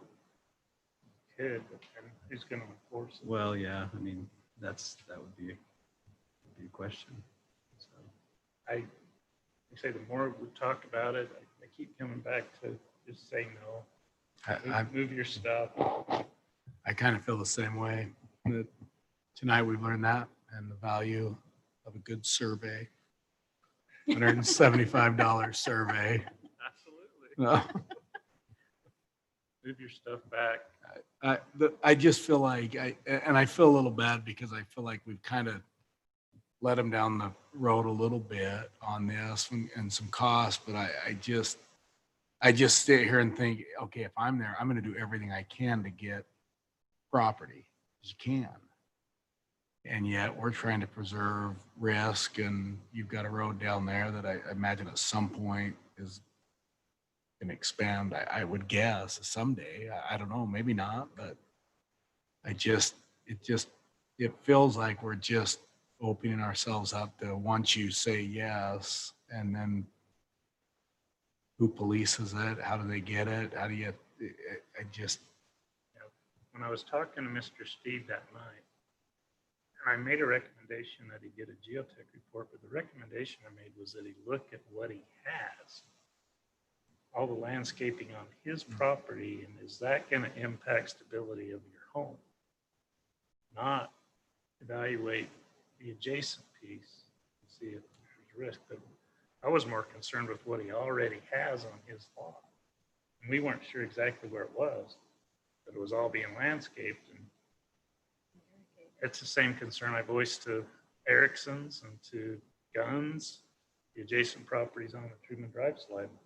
I met with both of them on site and standing in a mud puddle in the back of Erickson saying, this water really shouldn't be here. You need to get it out of here. At least might talk to somebody and get an opinion about the stability, because you're going to cause your own problems. And Guns are seeing the starting of that now. And it's nothing, it's outside of the scope, I think, where the city would have any liability. It's the amount of landscaping they have on their side that's causing them some scarp failure out on the top of that slope. They're seeing it. They're concerned about it, but there's still water. So that's what I was trying to get to Mr. Steed, and I think he misinterpreted me because he thought that we would even pay for this geotech report that he did. If he did it, we would. Here's the price. So yes. One of the questions I would have is, what if we go to the risk manager for League of Cities and Towns and say, here's what's happened. What are you gonna cover us for? They say, nothing. That's what they told us last time. I know. And in my estimation, I don't think there's any way of comfortably doing this to where it's a win-win. Me, I think they've got to lose and we've got to win. Because what can happen is what happened. We end up buying homes. Does this need to be on an agenda for a motion decision? To not sell? Like, can we agree tonight that we're not gonna sell? Let them know, or do we need to bring it back to them? I mean, you don't really have a sale in front of you, you know, to say one way or the other. So in terms of just discussing a policy, I think you're I could okay. hold the council and say, is everybody okay with this? I think so. Everybody okay taking a hard line and just saying, or hard line and saying, we're just not gonna sell that? In addition, does that I've got mean, a question about those who, like the Walters, they probably did the improvement over 10 years ago, maybe 15 years ago. Is there any limit in time? Something like that? Did the Walters encroach? They didn't encroach. Well, the other thing is, according to my understanding, you can't encroach on public land. The wall right Well, you can there, encroach, but it doesn't give you any legal rights, is what you mean. I mean, Yeah, you could actually do it, but you don't. This right. That They come wall, back that and tell wall you. line. Yeah. It's not a situation like where it's private property where you could adverse possess it. You can't against a government. See what this was on. And I had a home just south of all of these, but I owned the property clear down at the highway. Yeah. And I don't know if they realized I owned the property and they didn't own the property and they saw what I did. Does that make any difference in what they did? So that, as I was saying, that fence line right here that comes there connects to this one through, that's the boundary. Those ones are right on the boundary based on the staking that was done. You got everything from that point out, all that out. And this one kind of does a jog up and through, kind of comes back over to here. That's Steve's right there, right? Steeds is, Steve's is up there. Steeds is this one right here, and their line really goes straight through here, straight down to over here. They have all of this down in here is approached, and it's all grass. The way that's all grass and a few trees. You've been there.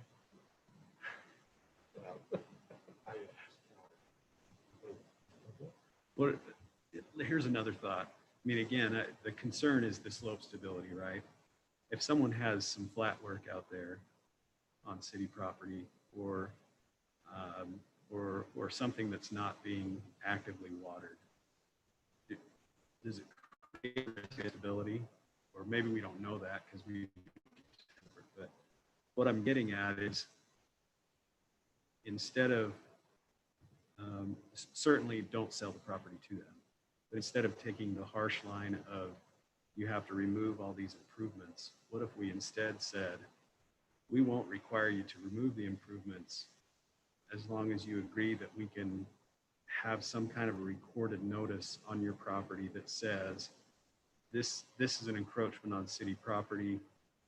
It will not be irrigated. Something along those lines. I'm just thinking about, you know, someone who's spent the money to make those improvements, maybe innocently. And if the concern is just the slope stability issue, they're not going to, just by having those improvements there, they're not going to gain anything from the city. The city has no real use for it other than just to preserve it. make sure that it doesn't become unstable. I don't know, just throwing this out as a thought, you know? I agree. The only thing is stability of the slope is also determined not just by water, but by weight. You know, Yeah. on the upper side of the slope, because the way they design, because of the way the slide works, it slides out. Yeah. Because of the weight on top. So if you improve and you put any kind of weight, you don't know. Yeah, well, and I think it would have to be conditioned on, you know, having an engineer's report that says it doesn't significantly, I don't know, I'm just kind of thinking out loud. That report, that's $90,000. If you want the report that really addresses the landslide Okay. stability, Yeah, that's $90,000. That's why. not a $500 report. No, that's why, what's his name? One I can't ever pronounce.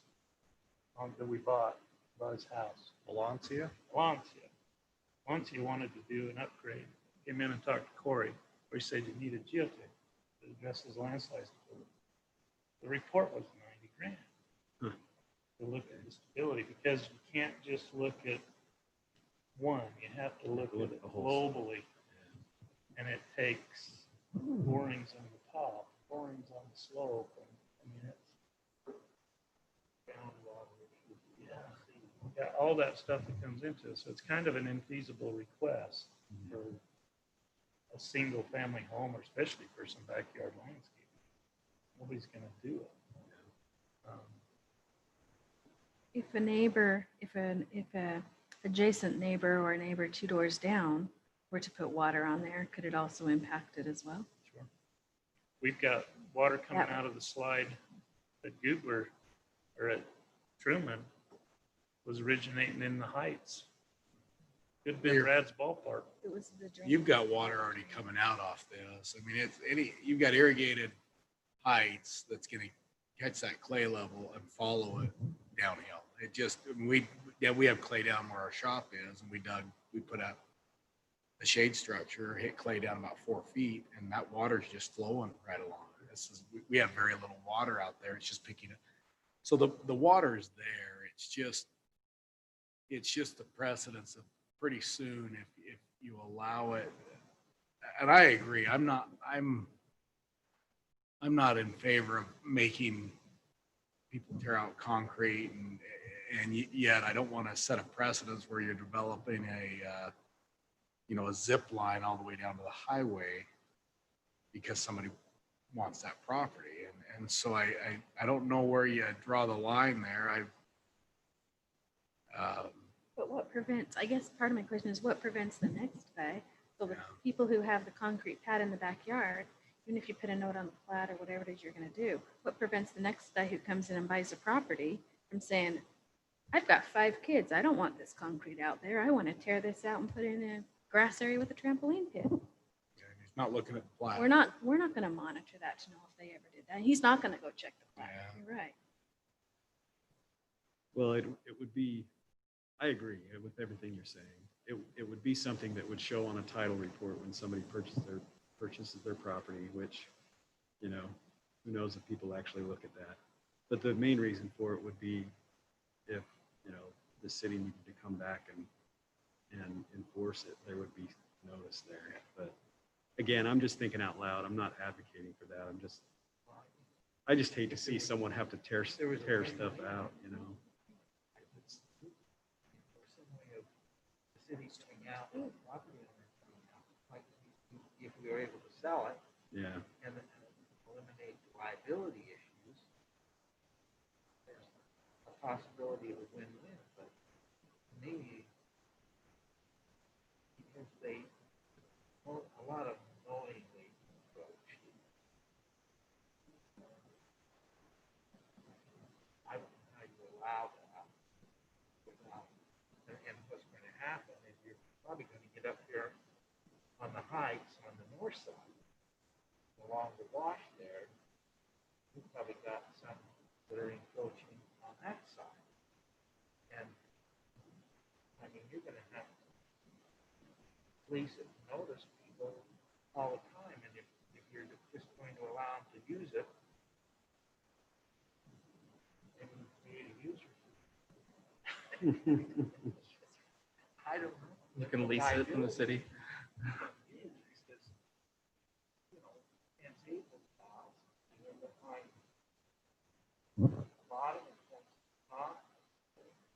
Well, remember with Hans's house, it was a little bit different because the city had actually gone in and developed Truman Drive. I mean, that was the real issue with Hans's and Willard's, and there was a nexus that made the city liable, right? Where it's just city property, if it moves, you know, because of natural processes and the city hasn't, that's not necessarily. But in the process of doing what we did, we found that slide was existing in 1960. Oh, sure. And we allowed development at the top of that slide, regardless of what we did with the road that we have. And so when we went in with the attorney, the big issue was you accepted liability, you allowed them to develop those subdivisions, knowing that that slide actually went through the water tank all the way along that whole face and clear into Stookies, you know, above Stookies on that drive where we keep the spots. But that was a liability issue for the city because the existing slide had already been there and done that, and we allowed development. Yeah, we did have to go down, and that aspirated it. The fact of the matter was, we were developing.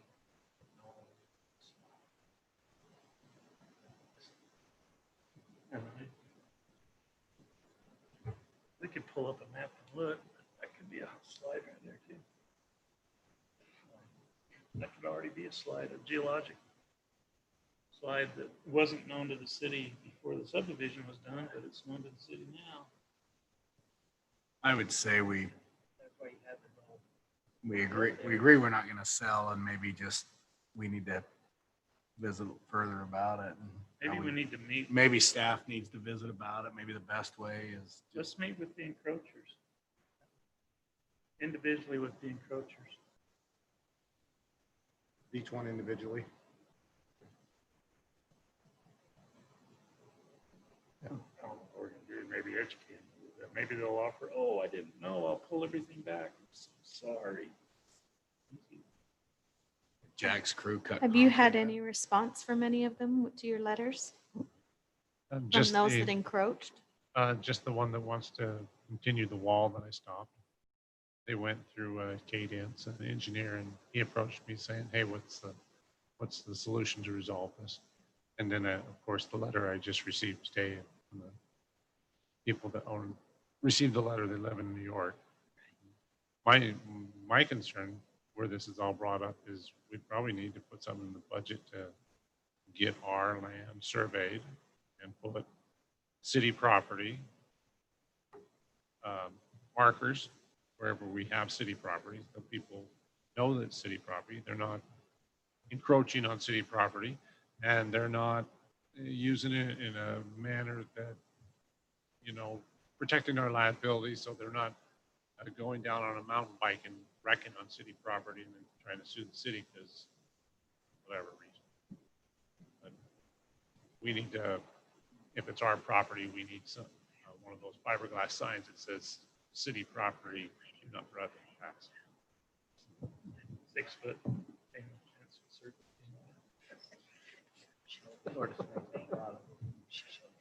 I think you're correct. They should get their own survey and they should know where their property is and put their house where it belongs. Well, the I don't problem isn't think- the original owner. Most of the time, it's a second or third owner, Sure. and the encroachment they didn't know about. So they come in and buy it, thinking that that's their property, and then all of a sudden, the city says, no, that's not. But I agree with you. Right, Every but- single lot needs to have a survey before they build. And you go to the title company, they show you and they give you your property dimensions and everything else when you buy the home. But The only way to ensure that that's the way the home sits is to have a survey done yourself. And if the realtor's doing his job, he would request a survey. The simple solution is just to state that we're not going to sell the property. The city's made a decision that the property will not be sold. That's going to force your individual owners to come and, okay, now what? And that, we need to probably figure out what that is. Well, maybe what you do is send out the letter that we are not willing to sell, and any damage incurred because of the encroachment will be liable to that owner. I mean, I don't know. That probably doesn't work. Kind of one of those things. I agree. I don't know if I want to turn into the police on this and start tearing out concrete and make it a big public spectacle of it. But I do agree the water's already there, a lot of it. They've got landscape back behind their homes. And so I don't know the whole answer. It's a tricky thing because it's, I do agree that I think from the city side, the more I've looked at this, the more I've thought about it, the more I just think it's going to put the city in a tough spot on, okay, how do we approach it and how do we sell? And what if somebody does want to go down to the highway and pick all that up? Are we willing to sell that if they're willing to buy it? And is it endangering the entire community? The possibility of Yeah. Yeah. You do have some water down lower in the valley, you know that, right? Yeah. Yeah, there's some green areas down there where it's seeping down. That's all the way around the whole hill. We've got those seeps. And where you have the darker vegetation, you go out there and look, you'll find the cracks. And you still have homes on the heights that water. I'll just have that come back 1,000 gallon concrete. Every, doesn't matter winter or something. Well, we were, Coming along that place. we walked that storm drain chapel or Circle Drive. We found some cracks. Got some pictures of them. Nice lateral instability track. They're a little slow. They almost need to keep people out walking down Chapel Street. I mean, I was doing some surveying myself and stuff in the moment, certain place. Just all of a sudden, You got a trail down it now. ground gave way. Okay, well, everybody's agreeable not to sell. Okay, we'll start there. You get meetings with each one that have encroached. Let's get the letter put together. We'll get it sent out and then schedule a meeting with each one of them to talk about options from here going forward relative to their encroachment. Can I comment on one other subject, Mayor, before we wrap up? I just wanted to update the council on that Parrot case, the iWork litigation. You go to No. I just wanted to let you know that we made the settlement offer that the city council authorized us to make. We gave them 14 days, which is what's required under the rules. And they didn't respond. So we're moving on now to discovery and moving forward with litigation. So the advantage that offer will give us, though, is that if we are ultimately successful in the case, and they recover less than the amount that we offered them, then we get the benefit in terms of attorney's fees and stuff. So we'll carry on. Yep. anything else? Brock, did you have anything? No, that was so. All right, we don't need an executive session. I would like a motion to adjourn. Got a motion? Do I have a second? Motion by Denny, second by Wendell. All in favor, say aye. Aye. Any opposed? Thank you, everybody. Thank you, staff. Appreciate you sticking around. Is it too late to go back to the stucco colors of Tag and Go? I kind of want to review that one more time. Just take your favorite down. The one doesn't match the rendering very good. If those are the two stucco samples.